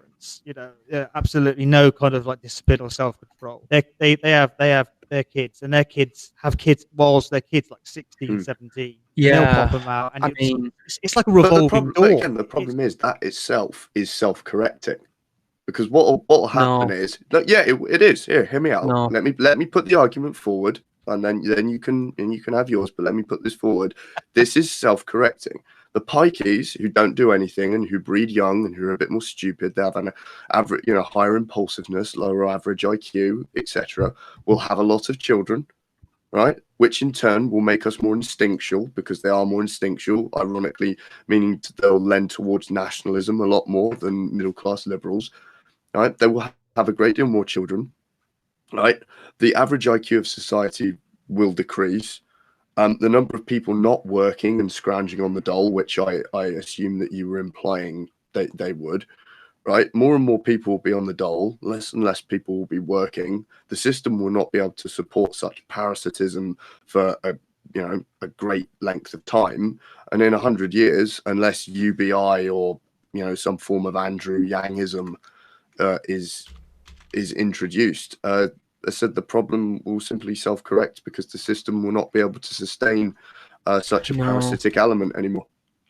I would personally agree with that, and I think the best example you can give of that is South Africa. So I believe South Africa, about 8% of the population pays about 9% of taxes. So if they're still going, I think we'll still be going quite a while. 8% of the population pays 9% of tax. No, about 90%. 90, right? Okay. Yeah, I haven't it's basically seen the white stats on that. population pays for the millions of black people that don't have jobs. So, I mean, that's basically the situation that we'll have here. I think we will just keep trucking along. It's just that things will be worse, but kind of similar to Mo's. I mean, I live in Chavville, obviously. Where I live in the north, we've got plenty of single mums. When I was at school, we had 3 pregnant girls that were under 16. So, kind of gives you a rough example of where I live. But you will find that, I mean, even in Britain, the only people that are breeding above replacement rate are like those with like no GCSEs. So it's not really self-correcting. You do just see like this cycle of basically like pregnant teenagers. So I wouldn't really say it's self-correcting at all. Well, I'm afraid. Hang on, Gray. Hang on. Let me at least give a rebuttal here, because this is, we're having some vaguely high-minded discussion. Again, I think I know, right? I know. Wow. No one's shouting at Niall yet. I don't get it. Hey, nobody gets shouted at. That's because neither Niall or Jackson have shouted at me. So I look at me. I'm being very polite. You see, everyone likes to give me shit that I'm just a troll and that I just take the piss out of people, and I do. But at the same time, it's I'll stand my ground. I'll hold my corner. That's Fair enough. But yeah, so what I'll say to that, Niall, is I respect your disagreement, but I'm afraid I think it's simply incorrect. Because again, South Africa, you say that, okay, assuming that statistic is correct, I haven't seen statistics on that particular example, that 9% of the population, i.e. a small white minority, is paying a vast overrepresentation of the tax burden. Right. But as we've described, I mean, they used to be in charge, and then, as in the 90s with Mandela, it has changed.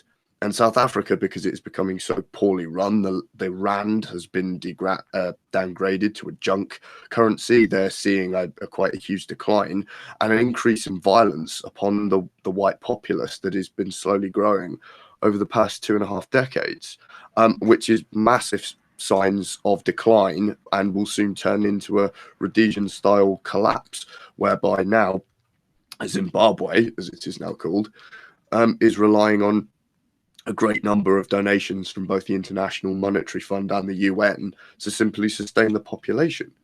So one might say that South Africa is in fact an example of my point succeeding or being true, because that the system in the long term cannot survive, which is an example of self-correction. Possibly, although, like I said, I mean, it is still technically trucking along at this point, so it's yet to end. How long? What's going to happen when it eventually collapses in on itself? What is going to be? I don't think it will collapse. You know, forget South Africa itself, and we're talking about if you had a hypothetical country that was collapsing. You're not saying maybe collapses in it on completely, but hypothetical country, 100%, whites, for example, but it collapses because of, I don't know, because of poor genetics or whatever else, and this, that, and the other. What happens as we collapse? So it collapses, the society can't sustain itself, things aren't getting funded, hospitals are collapsing, et cetera, et cetera. What happens next? That's my question to both. Okay, well, in that case, then I know what I'm going to reply to that, so I will offer the floor to Niall first, if you like. I suppose that accepts if you do see that form of collapse coming. I mean, like I said, it's still yet to happen in South Africa. It's still yet to happen in Brazil. So if I'm totally honest, I don't see that collapse ever really coming, especially in Europe. I think the developed countries now are at the very least in our lifetimes, there's not going to be this, hospitals are shutting down and we're going to have to scavenge for food and things like that. I think we are basically in this economic system or social system very much past that, especially the main countries in Europe. Probably could happen to us more likely as opposed to the countries in Europe, because we are an island. So I suppose you could have those problems, but I really don't really see this big collapse as actually coming. It's definitely not any time in our lifetime. Oh yeah, of course. So how this works is the same way that the Roman Empire collapsed into the Dark Ages and then into the Middle Ages. So firstly, what occurs is that there is probably a generation, and when I say generation, I usually mean 20 to 35 years. I'm keeping that description quite broad because I said I don't like to assume a great deal when talking about hypotheticals such as this. You have a generation or two of uncertainty and strife. You have people trying to continue the old order unsuccessfully. In some cases, you'll have some die-off because a complex hierarchical system, either in terms of logistics or governance or military structures, will collapse, and that you'll see far more localism. And imagine, say, a compound-like structures, city-states, as we saw, blossoming in the Middle Ages, but earlier in the Dark Ages, town militias, home guards, etc. And then what happens is, after a generation or two of strife and I suppose some collapse, that's when things start to rebuild itself again. And I say rebuild like there's been some massive zombie apocalypse type catastrophe, and it hasn't. It will stagnate seriously within 2 generations, creating a fair amount of strife, and then it will slowly solidify itself in another form that is sustainable, that will usually be that will usually be far less complex and far less nuanced, and far more localized than it was prior. And that will continue for many generations until essentially you can build back up the biological human capital, if you will, to sustain more complex hierarchies, societies, and structures. Okay, good point. On both. Yeah. It's very complex. None of us have got a crystal ball, which would be very useful for this situation. But yeah, it's going to be very, very complex no matter what takes place. I don't think it's going to be pretty, and I don't think it's going to be very simple. It's going to be very, very complex. The chat's saying there's a bit of dropout. I don't know if it's lagging a bit. Yeah, YouTube's telling me it's not receiving enough video. So our government internet. It's because we're on something that. No. It's because we're on the pikiest thing I've ever seen. What the fuck is this service? Jitsi. It even sounds like Gypsy. It even sounds like. Oh fucking! Did you get a subscription to this by like cutting out coupons in the Daily Star? No, actually, this is what the Tassab boys used to record. Ash recommended this. Some bloke on the back of a fucking wagon hooked up to someone's fibre optics. My StreamYard's going to start charging soon, isn't it? So. Oh fuck off! Is it? Yeah. Really? Yeah. Apparently they're going to start charging for people who use the service for more than 20 hours a week. How much are you talking about? Yeah, you'll be all right. Yeah, if you do one a week, you should be fine. If you're cornering in the internet like old Brutus, I think you might be in a bit of trouble. Yeah, he likes using these live streams. Yeah. Have you had a look at the picture I put in the story I put in chat, Jackson? I don't know if it's real. Because it's from November and it is. It's pretty fucking. It looks pretty solid to me, mate. But if you're looking at the sort of the current Vatican, the Jesuit hierarchy, I wouldn't put it past them. We've seen what they did with fertility goddess. I don't ask them, but I mean, I do keep up with every church, and this was only a month ago, so I thought I probably would have heard. I know we've had the Pachamama, but I don't remember a Moloch. So I do just think this is maybe. Oh no, no Christian Post. No, yeah, it's real. Great, yeah. Fucking hell. Yeah, it's real. The real black pill for. I mean, we just need to get rid of. They're surprisingly frank about Moloch, though, aren't they? In that article. And this is the thing as well. There is. If it is the case of that, there is no justification for it whatsoever, because I think it's in Exodus where God himself literally says, I turn my face from the children of Moloch. And basically, I turn my face from the children of Moloch, and don't worry, I'm going to kick the fuck out of them. Along those sort of lines. Yeah, I can understand why people don't join this version of Catholicism. It's kind of the point I'm making where like the institutions are absolutely fucked. They're just like riddled. Yeah, I mean, riddled with it, aren't they? The termites, things like this so do to make speak. it difficult. Yeah. They go for the institutions that threaten them as well. They're not the things that they can use to control and the things that are actually a threat. Because if you look historically, the church has been a massive threat to them for quite a while, hence why the earliest Christians were so ruthlessly persecuted. Well, they don't call him G-D for nothing, do they? Exactly, yeah. That took me a minute. I was like, what? Yeah. But yeah, no. It's been that case where, I mean, subversion is obviously any institution you get, any institution that holds that sort of power and that sort of rivalry with them.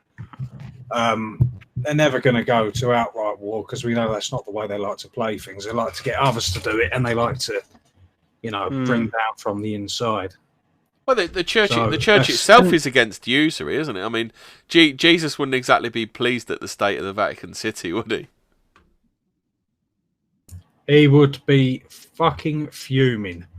And some of the things that Francis has said as well has made you sort of go like, it's made even non-Catholics say, wait, hang on a minute. Like when he said religious plurality is the will of God. Now, I'm no scholar, but if you look at the first commandment, you know, thou shalt have no other God before me. I think that one's quite cut and dry. See a lot of if not, you've also got the one about false idols, haven't you? There's false idols. Yeah. That's another commandment. Yep, that's well and truly. The big one that woke me up was when he said that Catholics shouldn't breed like rabbits, which I thought we should. Yeah, we fucking should. We absolutely should be breeding. That's go forth and multiply. There we go. Well, he's obviously being commanded and told what to do at every single step of the way, isn't it? I mean, he might be a very, very liberal kind of pope. Oh, he's very much in on it. He is, but he's getting instructions from I mean, because even if you just look at the church, what is ruining the church? It's liberalism. You know, it's the same thing that's partly ruining this country. It's just an ideology that is affecting basically everything in Europe and probably further afield at this point. So, how about this? And the paganism. How about this paragraph? The pagans. How about this paragraph from the article? Oh no, not pagan. Moloch. I'm sorry, I wasn't paying attention. Then what's this about paganism? No, we're not starting on. Someone say paganism. I like that. Not the pagans. We've got to come out. Oh no! I said I'm not a pagan. I'm just like arguing. Yeah. Oh dear.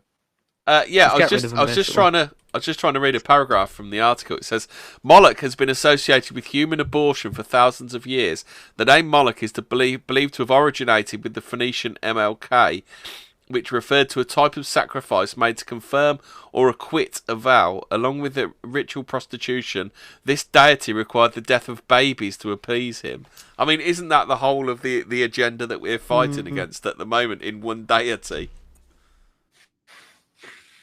Yeah, it's pretty symbolic, isn't it?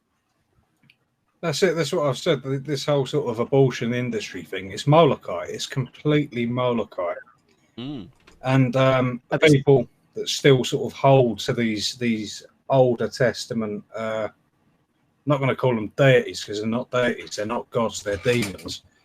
But, you know, there are a lot of the same people that are in charge. I mean, you get very much into the realms of Mark Dice, Alex Jones conspiracy when you say it. But when you've got things like spirit cooking and, child sex cults like in the upper echelons of power, it really does make you go, Yeah. I mean, I remember about 4 or 5 years ago, this is no joke, I had a debate with a taxi driver in a Tesco car park for about half an hour talking about Islam and Christian, and he was telling me that question time. Sorry, carry on. Yeah, it was a strange one, but it happened. And then he told me that the Queen sacrifices goats to the devil, which, I mean, he might be onto something at this point. Who knows? Yeah, so everyone used to laugh when I know I used to when Mark Dice used to say, "Oh yeah, there's these Satanists up in the upper echelons." I thought, well, they're not Satanists. They're probably just, they're probably just bin lids. And then I sort of come to the realization as more and more come out that the two are more or less one and the same. It's well, you do have Anton LaVey, don't you? Yeah. Oh God. Anton Oive and Anton Oive. Oh, I'm nicking that one. Yeah, no, you've got quite a lot of it, really. You've got who was the one that was involved in all that spirit cooking shit that came out in the White House? Is it Abramovich? Yes, I think it was. Yeah, I think you're right. Or were you talking about the Podesta brothers, or are you talking about them? I don't know about the Podestas. I think they're Italians. I'm not 100% sure, but the woman that was actually organising it, the woman that sort of set it up, and you've got all of these celebrities like Lady Gaga, who's another one, and they all sort of partake in this mock blood sacrifice. And, well, not only that, you watch the one that these. got leaked just before the election. You watch the MTV Music Awards, and they're positively satanic, aren't they? With all the imagery that they throw at you. I mean, it's utterly blatant, isn't it? It is, and that for a while I sort of gave that the benefit of the doubt of them just trying to be edgy, but then, you know, the more you sort of scratch the surface, you start to see that there's something very corrupt. And I think personally we should just completely nuke Hollywood, but airlift Mel Gibson out first. Yeah. Oh no, we just have to arm Mel Gibson. We'll get him drunk. Yeah, We'll get Mel Gibson drunk, give him fucking loads of weapons, and just let him loose. That's it. That will be. Let him do the business. And then when we film it, that will be the start of the rebirth of the British film industry. That's how we'll kick off our new media group. Just nuking Hollywood and showing, or just showing Mel Gibson in Rambo 5. You know, Revenge of the Actor or something. Mad Mel 2. Mad Mel 2. Could have a trilogy. Yeah. Oh, what's that awful? You say about Satanism. What's that awful TV show?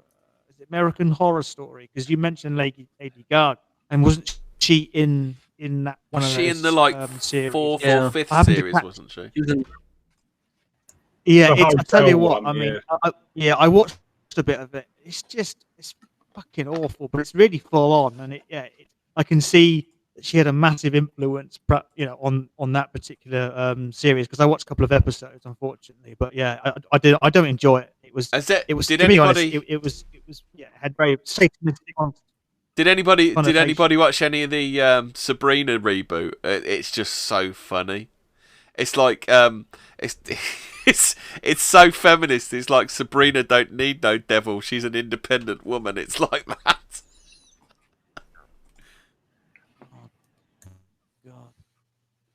No, I didn't see it. I've seen it, advertised, but I didn't see the program. Yeah, because was it Sabrina? Wasn't that program on Nickelodeon? That's the one I remember. Yeah, that was pretty wholesome, With wasn't it? With Melissa Joan Hart in it. But when they I don't even watch Harry Potter because it's too fucking witchcrafty. So no, I haven't watched it, but I have heard that it's pretty fucked. Yeah. American Horror Story is not. It's not a very nice program. I can just imagine you, Jackson, reading Harry Potter. Just what the fuck is this bollocks? Harry Potter and the you fat four-eyed bender. Jesus fucking Christ!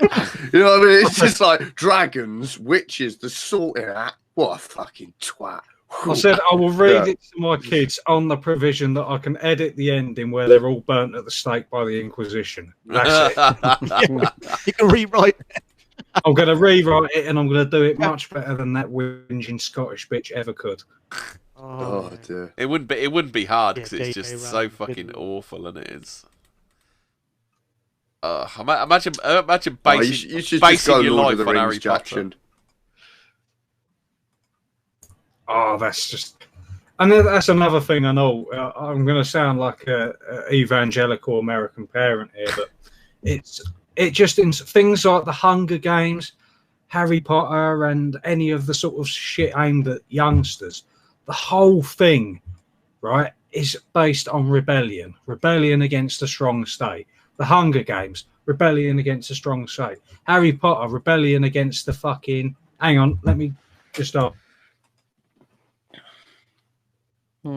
That's fair enough. Lads, if I may, can I just make a point about the Battle Royale type survival shows that we seem to be subjected to?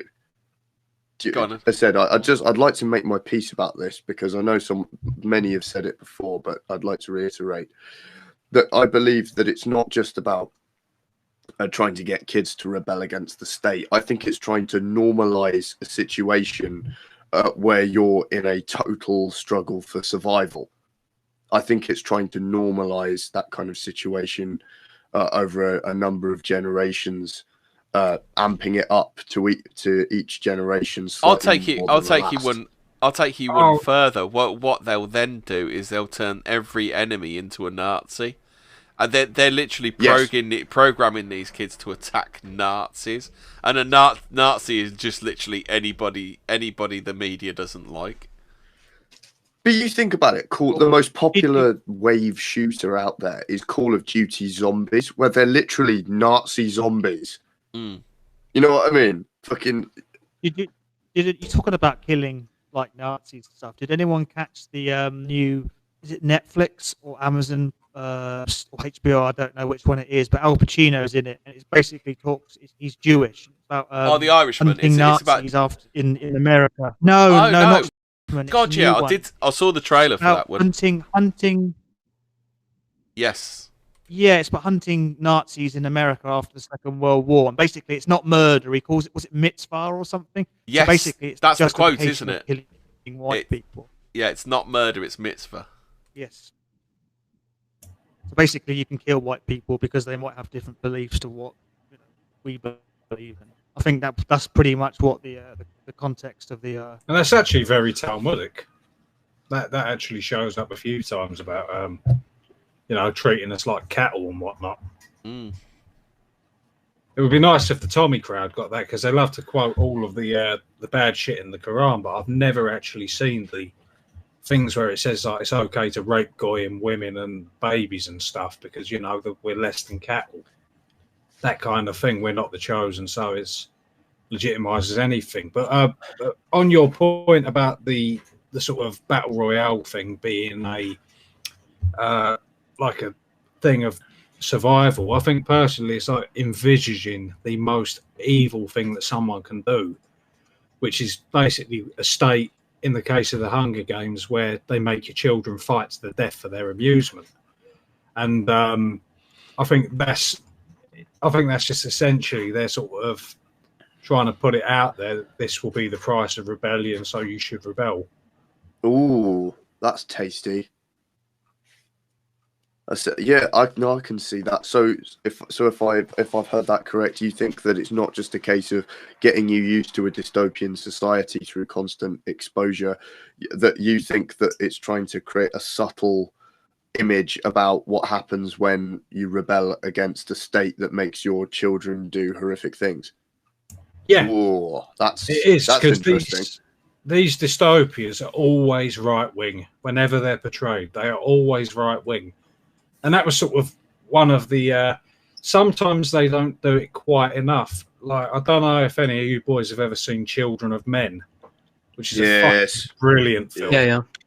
And you've got a very sort of right-wing government caging migrants and, just literally putting them in fucking cages because England is the only country not to collapse. And you've got armed police on the street, and you've got this like sort of overbearing propaganda system and that kind of thing. And then I thought to myself, I was just sort of sat there afterwards. I thought, well, that's grim. But hang on a minute. England was the only place to survive. England's the only place that hasn't completely collapsed. And then I sort of see the same thing with V for Vendetta. And I thought, they've really shot themselves in the foot here. Because I'm starting to fucking like these governments. And then, sort of looking into it a little bit more and all that, I sort of thought, yeah, all right, fuck it. That's a bit of me there. I'll be the bad guy in this story. Yeah, but it's like how they portrayed this evil right-wing government. It's like, oh yeah, they'll send men in black to kick your door in the middle of the night. And I'm like, well, they do that now. Do you see what I mean? Like we have exactly 3,000 armed officers. I think it's called SE9 in like 3,000 of them in London that are like dressed in this weird grey paramilitary attire with assault rifles that are literally to be used against the civilian populace in the event of large-scale terrorism. Like we already have people that will climb into your house in the dead of and will take you away to be interred. Like that's now in the liberal paradise, let alone in V for Vendetta and Northfire HQ or whatever the party was called. Yeah, Northfire. Yeah. How did I fucking know you'd know that, Jackson? I love their slogan. Their slogan is probably one of my favourite slogans of all time. And when I eventually rise to power, I'm considering nicking it. Strength through unity, is it? That one. Power, so me. Strength through unity, unity through faith. Yeah. Which is sort of, I've never really heard anything that sums up my my ideology that well. Oh, mate, you should. All you have to do is translate that into Latin and set up like a Catholic independence party or something, and said you'll be laughing. That's a solid idea. Yeah, I'm not even being funny. If someone who speaks Latin, strength through unity, unity through faith, right? Stick that into Latin and just stick it up as like the Catholic the Catholic Democrat Party or something. I don't know. Is that I reckon you'd get like a shitload of votes. I'm not even lying. I think that actually could be a goer. I've got a quote here from God's Own Prototype. He's right about this. He said, if we could put accurate Talmud quotes as to the Tommy crowd under the guise of them being from the Quran, and then follow up and correct them after you've told them, I think that's pretty much, that could be a good idea actually. Because if you put those to them and say this is from the Quran, then they're going to go, hang on a minute, okay, and then you come back at them because some of these people won't see the. No, they're fucking not. They're just going to go, Tommy. Pie, football, football. Pie. Yeah, but you have seen people. Oh, you have seen people come out from them. You know, yeah, but not all of them. Some people have crossed the line, and I've seen, I mean, I've seen people who followed me on Twitter who've actually come from the Tommy side and actually gone, you know what, this guy's a complete fucking dickhead. That's their words, not mine. And actually really come count? Across and said, this guy was wrong. No, I'm not talking about her. No, I'm not talking about her. Yeah, there's a couple of people which on one, there. Gray? Which one? I'm not naming names on stream. Everyone knows who the Scottish prostitute is. Yeah, Millennial Woes. Fuck's sake. I'll tell you after. Oh, that was the one that kicked me off. Yeah. Oh, what? Did you have a slanging match with her, Nile? Yeah, she kicked me off, didn't she, with Brutus? I thought it was. Yeah, I heard that. Yeah, that. I mean, she went berserk, and it was entertaining. So to go on listen then. to, Can Niall. someone just fill me in quick, Niall? How did you how did you get on a live stream with some Scottish prosy, and why does she not like it? She was on Brutus's stream, and they invited me on, and then what were we talking about? It was something to do with it was talking about the Rotherham rape gangs. Yeah, being like the '1 issue for UKIP, and hopefully that will like red pill it. Hang on. You're saying that a prostitute, some Scottish prostitute that Brutus hired, was what? Just they were sat in bed doing a live stream about this. What? No, that wasn't one. No, I mean, it was a live stream. All right. Okay. Sorry, I didn't. I didn't know what you were implying. She was just on the guest. She was just on the show as a regular guest. There were several people, weren't there? There were several people in there, and it got very, very heated, very, very quick. Yeah, she was like screaming at me, and then Brutus asked me to leave, and then we haven't spoke since. Yeah, that's pretty much what happened. So he sided with the Scottish crackhead lady over me, which is great. Crackhead lady. I like the way you called her a crackhead lady. I think that stream's still up somewhere. It is still up. I sent it to Jackson the other day. It did. I caught a bit of the timestamp, and I sort of, I laughed. I'm not going to lie. I thought it was funny. But yeah, it was funny. I enjoyed it. It was fucking hilarious. I've not been kicked off a stream yet, but no, that's neither was have I. Nice. I didn't. And you really tried. The only reason. Yeah, I really try sometimes. You did, and the only reason you managed to stay on that stream yesterday, I was desperately fucking looking for the kick button. I was like, I was desperately searching for that kick button. I've got one hand on fucking damage control. I've got the other one on the kick button. It was, so that's why you haven't been kicked off a stream. I absolutely love that. The fact that I have now, due to my antics, have actually got Jackson to locate the kick icon on his streaming software. He'll find the kick button in real life if he catches you, Capstan. Actually, I'll get a boot up the arse. I am, but it's one of those things. I just find it quite funny about Brutus is great. Yeah, he's really he's really nice. He's really sort of in depth and I'm just gonna casually sides with some skaghead whore, on a point of principle or something. Like I don't understand. Well, it did explode quite quickly because you can find it on Brutus's channel, and she starts screaming, and some of it is, to be fair, is incoherent. You can't understand what the fucking hell's going on. But it does make it's a bit like Car Crash TV. It's like Car Crash TV. Sometimes you just can't help but just listen to it. Oh, by the way, lads, just really quickly in chat, someone's actually translated the Norse fire thing. Oslin of Albion has said, "Strength through unity, unity through faith is, in Latin, per unitas." Oh shit! Can someone who actually speaks Latin read that out, please? No, I'm not. Do you really want to hear a Cockney speak Latin? Yeah, do it. Be brilliant. Oh, for fuck's sake! I've done this once in a Catholic group chat, and I had people just. They weren't even taking the piss. They were just going, "Oh," like it was a child trying to say it. But okay, I'll have a go. Per unitatis fortitudo unitatis in fide. But imagine that sounds a bit more exotic. Yeah. But yeah, top notch. Cheers for that, Oslin. Oh, nice one, mate. Gonna copy and paste that. For use later. Yeah. Or we can use the one from Batman, The Fire Rises. That's a good one. Pretty epic from Bane. Nah, fuck it. I like that one more. It's my party now. There is. I don't know if you've read Have you read Lord of the World, Jack?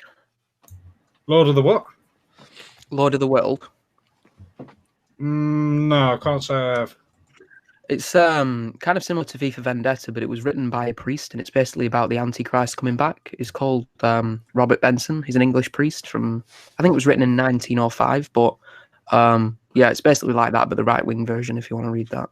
Really? That sounds, all right. It's a great novel. Yeah, it's great. Yeah, no, that sounds a bit of me, that does.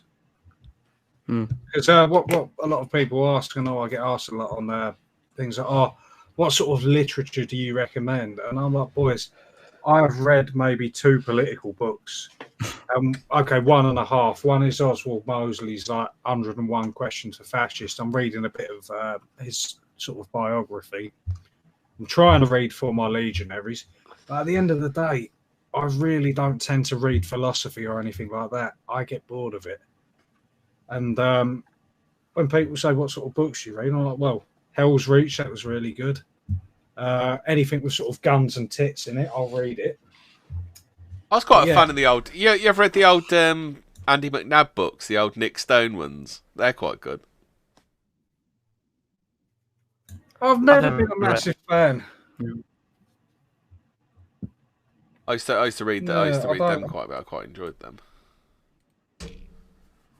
I think this report says, what's the name of that book again? It's Lord of the World. It's a science fiction novel. He was a priest. He used to be an Anglican priest, and then he became a Roman Catholic priest. Okay. He is actually from England himself, Robert Benson, but it is a famous novel. I know Pope Benedict referred to it as prophetic, and a few other kind of Christian theologians and things like that. So it does describe kind of a lot of the societal problems that we do have now, although, like I said, it was written in about 1905. Is it either of you lads ever read a short story called The Streets of Ashkelon?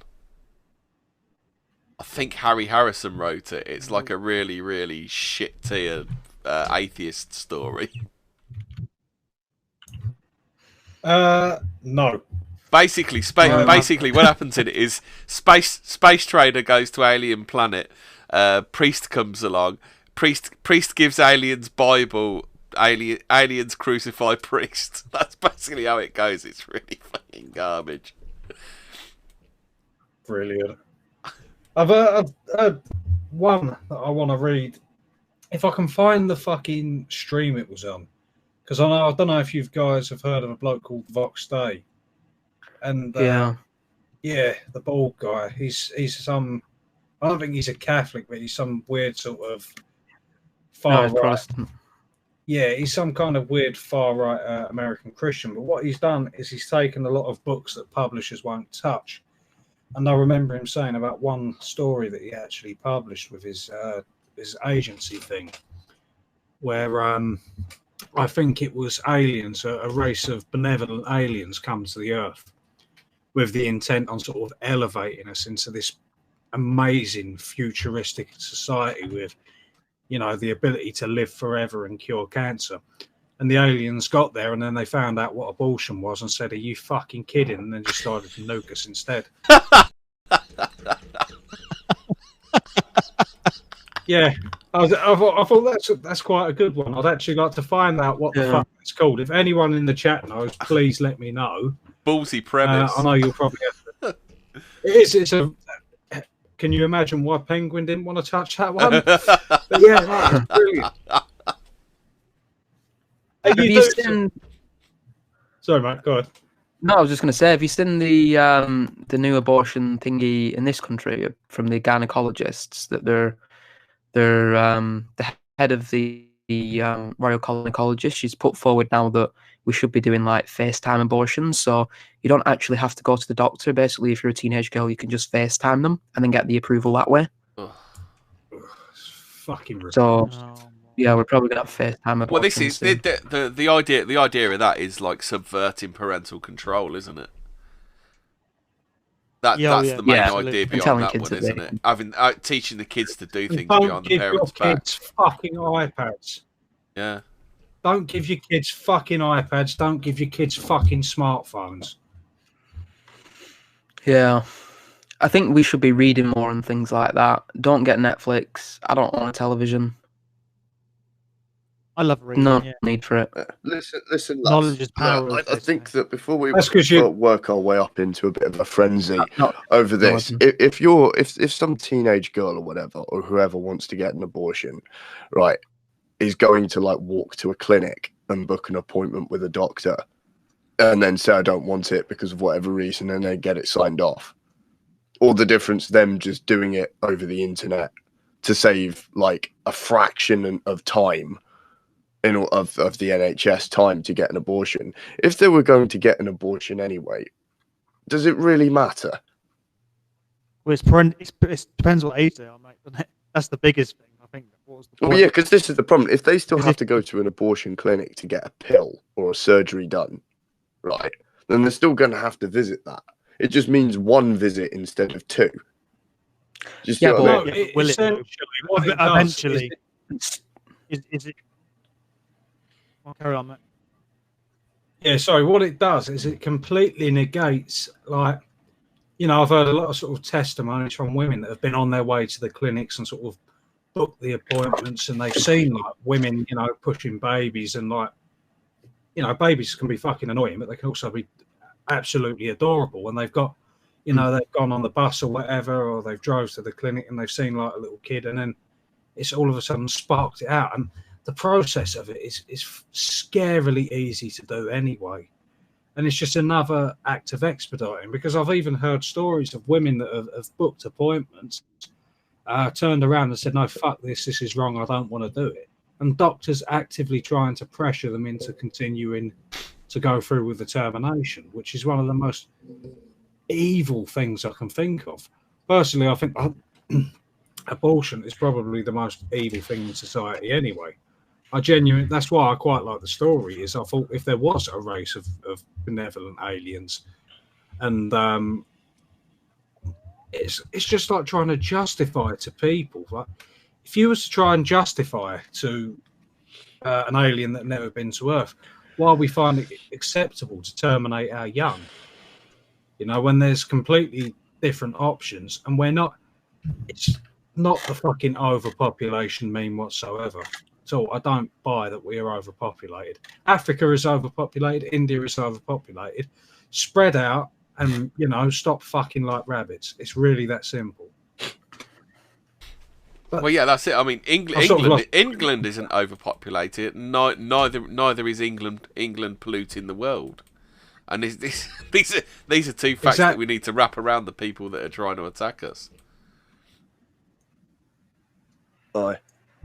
If I'm honest, again, like with many things, you know, and I know this is going to start becoming a meme, Capstan the self-corrector or whatever, but I think this is one of those things where if you remove the morality from it and the, you know, genetic maladaptiveness of basically ending your own bloodline because you're a moron,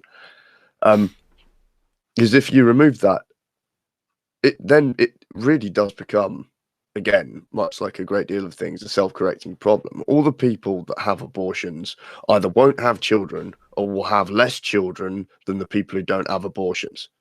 Now, the people who don't have abortions, for the most part, tend not to agree with abortions. And if they do agree with abortions, it's usually agreeing with abortions in very niche cases, right? Which means, but by simple demographics, that the people that will have a lot of kids are the people who like kids, who want kids, who in turn will probably end abortion given enough time. Well, that was what they put forward in. Have any of you guys seen Freakonomics? Oh, Stephen Levitt, yeah, I they put that. forward in Freakonomics that the reason that the New York crime rate dropped was the amount of abortions. That fucking Roe versus Wade, that's his take on things. Now, the problem is with that is that what happened in the 90s is that the reason that the murder rate went down is because the gun crime went down massively. Now, depending on which side of the debate you're on, the gun crime went down either because they introduced a lot more gun laws or because they took away gun laws and allowed people to defend themselves properly. Now, I think there's a litany of factors that are the reason why the gun crime rate and crime rate went down in New York, and I don't think it was Roe versus Wade.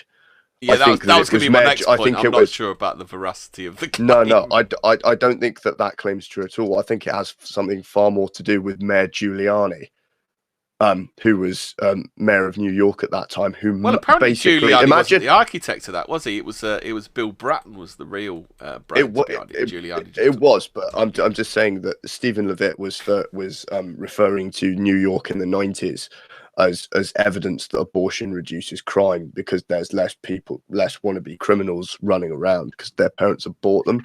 The problem is that his theory just correlates to time where basically Jackson becomes like the mayor of London, right? Now, I'd vote for that. No, yeah, so would I. I mean, I put all my pragmatism aside just to see that. That'd be beautiful. So, what do you think is going to be doing more? Okay, so if you legalize abortion in certain cases, so a few young mums, who are from the ghetto have a few abortions, even though they tend to have less abortions anyway. Or is it Jackson becoming the mayor of London? What's going to reduce crime in the 90s? Here's an easier one. You're looking at a solution where infanticide is being used to solve a problem. And we'll go to the moral thing, is there are very few solutions I would ever, there are very few problems where I would ever consider that to be a solution ever.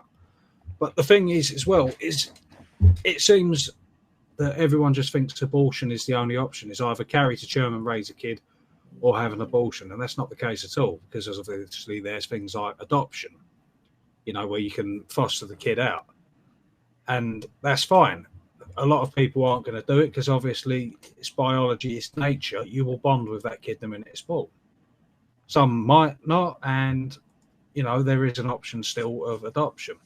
And what you need in that case, as I've always said before, is under my government I would outlaw it completely.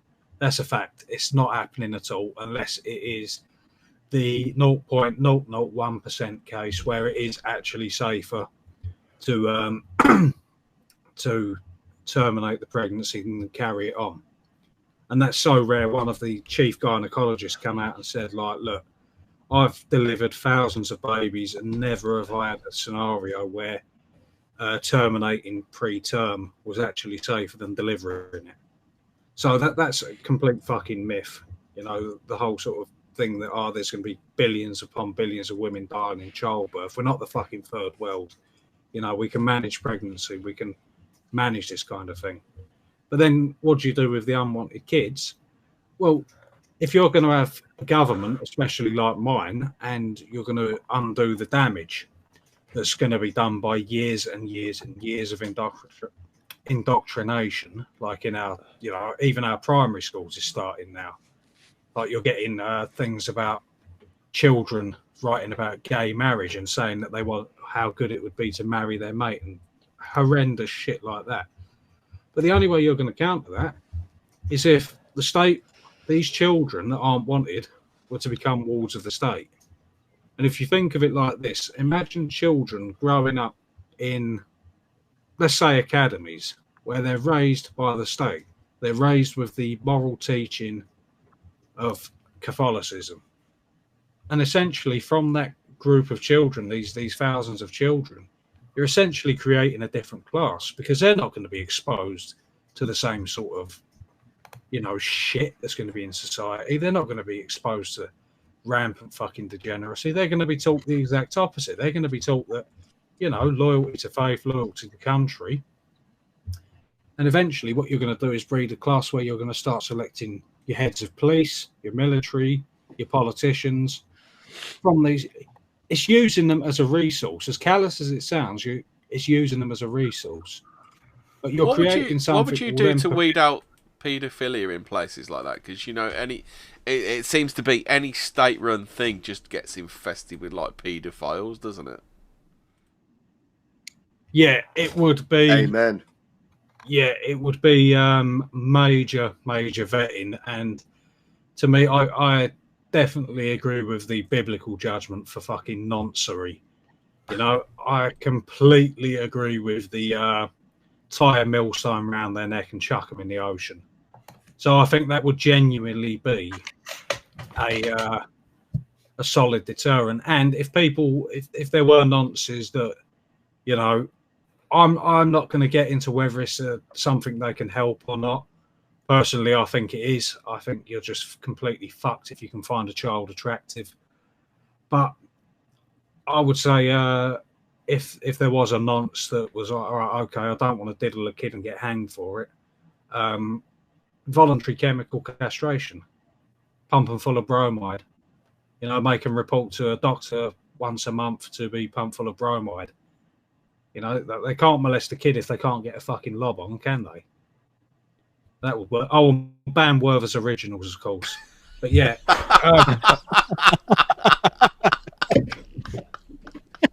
That's what they are, boys. They're fucking nonce nuggets. Nonce nuggets, Jesus.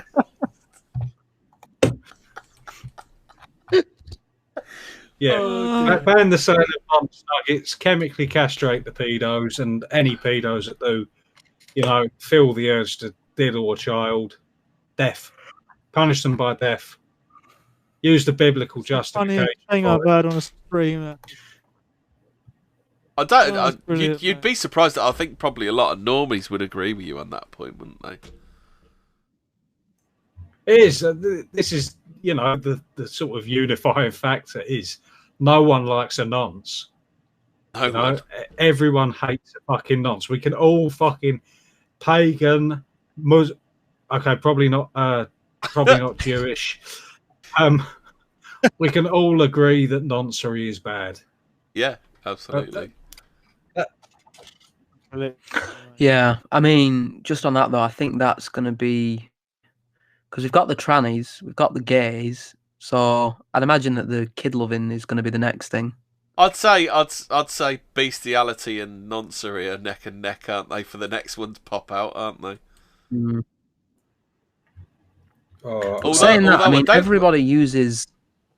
Although I think it might be bestiality because who was it? Sargon had a debate with the other day. He was defending having sex with a horse if the horse consents, and it wasn't. And Are we seriously now on to what if the horse consents? How fucking and that wasn't. Do you need to get? And that wasn't even Sargon's point. It was Vaush. Is it Vaush he was talking to? Why does that need to be debated? Fucking why does that need to be debated? Yeah. I remember this is like the Weimar Republic on crack, and this really is. This is just more like the Weimar Republic on Viagra, it seems. Yeah, yeah. It's boys. Yeah, because I know I posted a story, Gray, in the potential stories. You might have seen it, where they had to rescue a chimpanzee from a village in, I believe, Borneo. Where was a hooker in the brothel? This is an old story. Yeah, Larry Ridgway did this, didn't he? It was a hooker in the brothel. This poor chimpanzee, and they had to get 30 armed soldiers to remove it because everyone loved the chimp or loved fucking the chimp. You can't tell who was committing bestiality. Was it the chimp or was it the fucking ponies? I don't know, but I'd start a hunting party and kill all of them because it's a better world, surely. It's shocking, isn't it? Shocking. But never mind though. If they come to this country, once they step foot on that magic soil, they'll be just as British as me and you. He wraps himself in St. George's flag, and he's just as English as you or I. Yeah. He went to watch football the other week. He's fine. Yeah. But you know what they say. You know what they say about Walmart problems. Don't worry about him, Jackson. Fucking hell, we've all been desperate on a Saturday night. I've shagged a 3 out of 10. What's a chimp? It's just going one further. Every man's been there, mate. It's fine. It's fine. What if the chimp consents? Is that Jackson? Is that buy more problems need buy more solutions? Is that that's correct? Yeah. That's going to be right. I can't imagine what you're talking about there, mate. That sounds like a running for office slogan. That doesn't it? I was going to say that's my mayoral campaign. There, that's going to be written on the tops of the leaflets. Need buy more solutions. Oh god, you even managed to get the word solution in there as well. Oh yeah, which is fucking brilliant. Well, only be there won't be any solutions after it. You could say it's the last solution. The last solution you'll ever need. I must say, lad.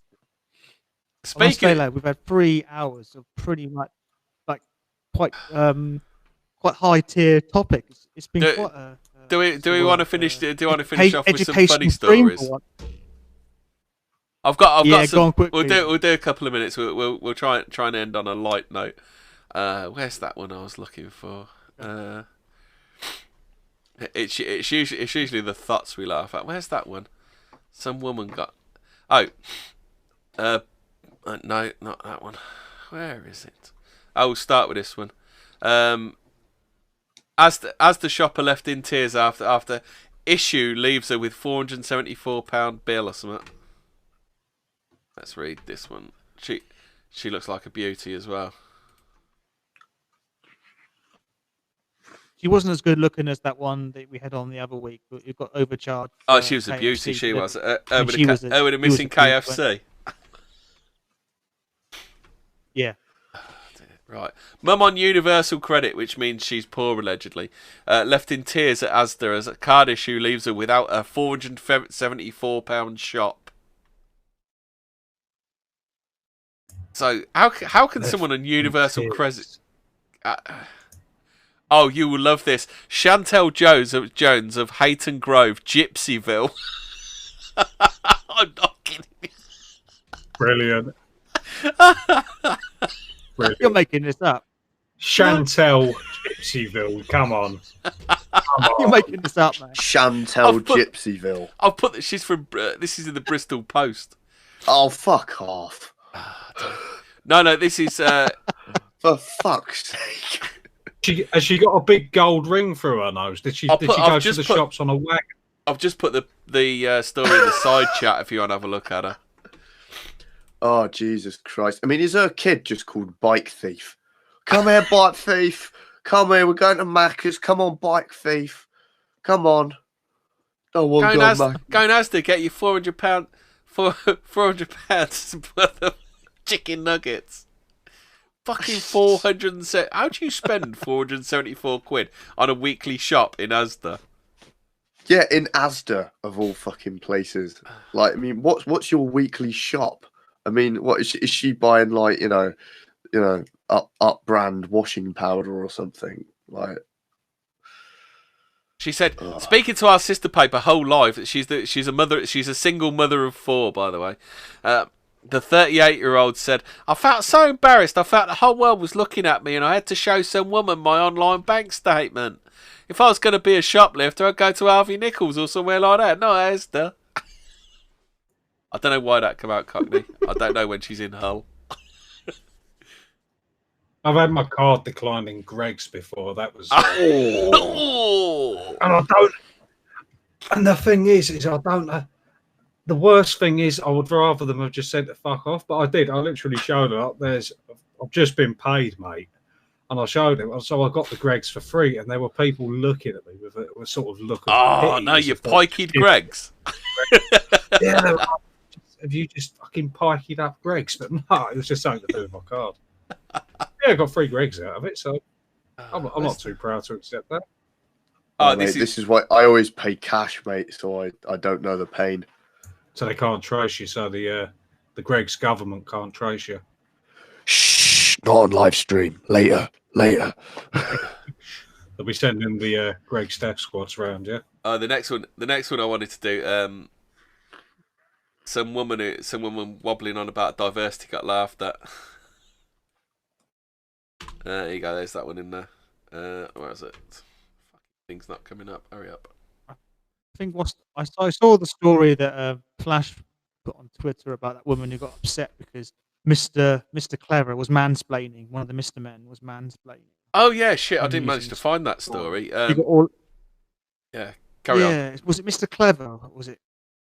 Yeah, I don't know the Mr. Men who it was. I'm assuming it's Mr. Clever, but apparently he was mansplaining to Mrs. Clever or whoever it was, and this woman, well, a student from Glasgow, got all upset about it. That these books shouldn't be teaching youngsters about mansplaining. It's just I really wonder, how these people have far too much fucking time on their hands. So just get out in the real world and just live a little bit rather than spend your life on social justice 24/7.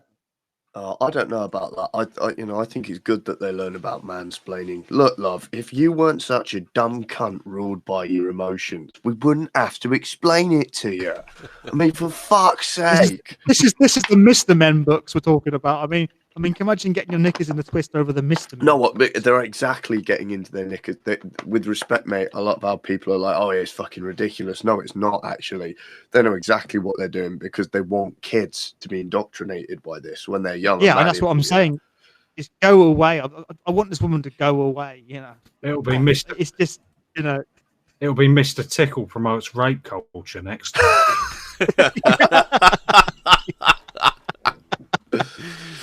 Oh dear. Yeah. Well, anyway, I can't get this story. But the headline is Cambridge sexual harassment researcher laughed at by men.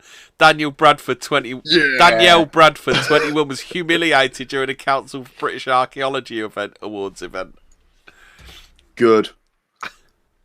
I love how all they had to do was add the word "real men," and that would have been a right-wing article. It would have been fucking brilliant. Or they literally had to, man in something, what was it? Domestic violence researcher insulted by real men at wholesome event. Do you see what I mean? They're brilliant. How about this one then? Did you, YouTuber Amelia Dimoldenberg, that's really her name, talks to Newsbeat about confronting privilege and building a career in media. It's funny, no one seems to tweak onto Jewish privilege, do they? It's the one kind of privilege that no one's actually tweaked onto. Because that's why they masquerade as being white, don't they? They just play the fellow white people game, so everyone assumes when Mr. Goldstein sits there and rants about how bad, his people are, as white people, we need to do more. And then the minute they get a little bit of pushback, is, well, actually, no, I'm not one of these. I'm Jewish. And that's what it is. That's fucking. It's okay. I'm not going to say what I was going to say because it'll probably get us banned. But yeah. There's been everybody moment silence. A rabbi was badly beaten by 2 men who shouted "Kill the Jews" in an anti-Semitic attack. As a proud Jew, I think he deserved it. As a 3rd-generation Holocaust survivor, I think it's disgusting. All right, come on, chat. Fess up. Which one? Who was it? Are you not aware of this meme, Jackson? We're all Holocaust survivors. Whenever anyone tells you you're a Holocaust survivor, you say, "So am I." Oh, fucking Tara O'Harahan or Tara McCarthy when she was still about. Oh my God. I'm a 5th-generation Holocaust survivor. Oh my God. I remember I think I actually watched that one live, and the chat just sort of, "Oh, are you for real?" And I like the sort of look on Millennial Wo's face. It was just sort of a look of, oh fuck, what have I done? You see fear, pain, and regret in a single facial expression. A slightly open jaw, and that the pupils dilate ever so slightly. It went from this is going okay, and then it just went to, oh no, so fucking quickly. This rabbi who was beaten, who repeatedly punched through him to the ground, carried on beating him, only stopping when a member of the public intervened. He's so traumatized he's gone back to Israel. I'm guessing because there's not a single fucking bruise on him. Oh no, terrible. Anyway, moving on. Moving swiftly. Oh no! Hold on. The attackers were described as young, slim, black men who were wearing hooded tops. One was wearing a grey trousers and white trainers. Jesus Christ! They actually named them.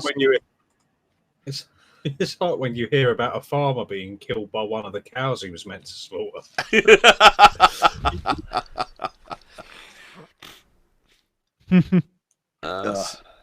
Spiked online are saying that multiculturalism is undermining democracy. Don't care about democracy. Did you hear about Jeremy Corbyn? Democracy undermines democracy. Did you hear that thing about Jeremy Corbyn? He did a video, didn't he? And he was pledging to defend minorities, and he literally said every minority except for Jews, didn't he? Oh, did he seriously? Yes, he did. Apparently. Oh fuck! Oh no! Did he say every minority except for Jews, or did he? No. He listed minorities, and he missed one of them off. Oh dear! I think the PR team's about to get sacked. I don't know. We're the PR team doing a bang up job. I'm not sure which way it is. No, I mean. It's like the PR team is. It's like everything is sort of geared to making me want to vote for him, but just no. It's like maybe it's reverse psychology. Don't do it. Yeah. I'm wondering if that's what it is. If they paint him out to be, Hitler in a flat cap. I'm wondering if they're trying to win the right wing vote. Is he playing both sides against the middle? Is that what he's doing? Is he? I genuinely don't know. I think that's the fun. That's the fun answer to it. But I think it's more likely that they've just decided that neocons are a lot more efficient and a lot easier to control. Well, they are. They're already established. Neocons, neolibs, they all want exactly the same thing, don't they? It's just yeah. They don't have to fund the revolution. Yeah. They don't have to fund the revolution to put in a Bolshevik government this time because we've already we've set the groundwork for them. So rather than play the revolution game and come back with Comrade Corbyn, they can just utilise Boris Johnson. And I think that's the impetus behind the whole Labour anti-Semite thing. Yeah, it's just they've taken. I mean, if he was your standard, I've nearly forgotten that bloke's name already. Owen Smith, the one who ran last time against him. If it had been him, you wouldn't. They'd be like, oh, which one do we? It'd probably be Nasty Tories, wouldn't it? From the BBC. Yeah, it's all fucked. It's a rigged game from the off. I know Niall disagreed with my thing about spoiling the ballot, and he said something on Telegram, but I was sort of drifting in and out of paying attention. So we can probably. I don't actually mean that in a disrespectful way, although what I was going to say earlier when you said you didn't have a telly probably was. So yeah, we can probably discuss that one another time because obviously I know we're running quite late on the street. Yeah, I'm just trying to think if there's anything. Obviously, the London Bridge bloke's dad. What about the food? Has he said what about the food yet? I'm just wondering if he's going to. No, I'm waiting for that. Our great diverse Has anyone ever seen that? The usual one, isn't it? Has anyone ever seen that Nish Kumar? Does he do the Daily Mash or something? Does he? Oh yeah, I saw Nish Kumar. I didn't. He won like Mock the Week fucking ages ago, and he always starts off this routine like "Hello, white people," and all this shit. And basically, at one point, he actually did a comedy skit for another thing that wasn't the story he was involved in this time. Where he literally like, young people, young white people, can you do something for me? Can you go home and kill your Brexit voting parents and do us all a fucking favour? And all this shit. And it's just like, to be fair, like if he was white, I'd think he was cool. In fact, no, I'd probably still think he's an asshole if he was white, to be fair. Well, he did a gig at the Lord Taverners, came out with a Brexit joke, and they started booing. He got booed off stage, and someone threw a bread roll at him.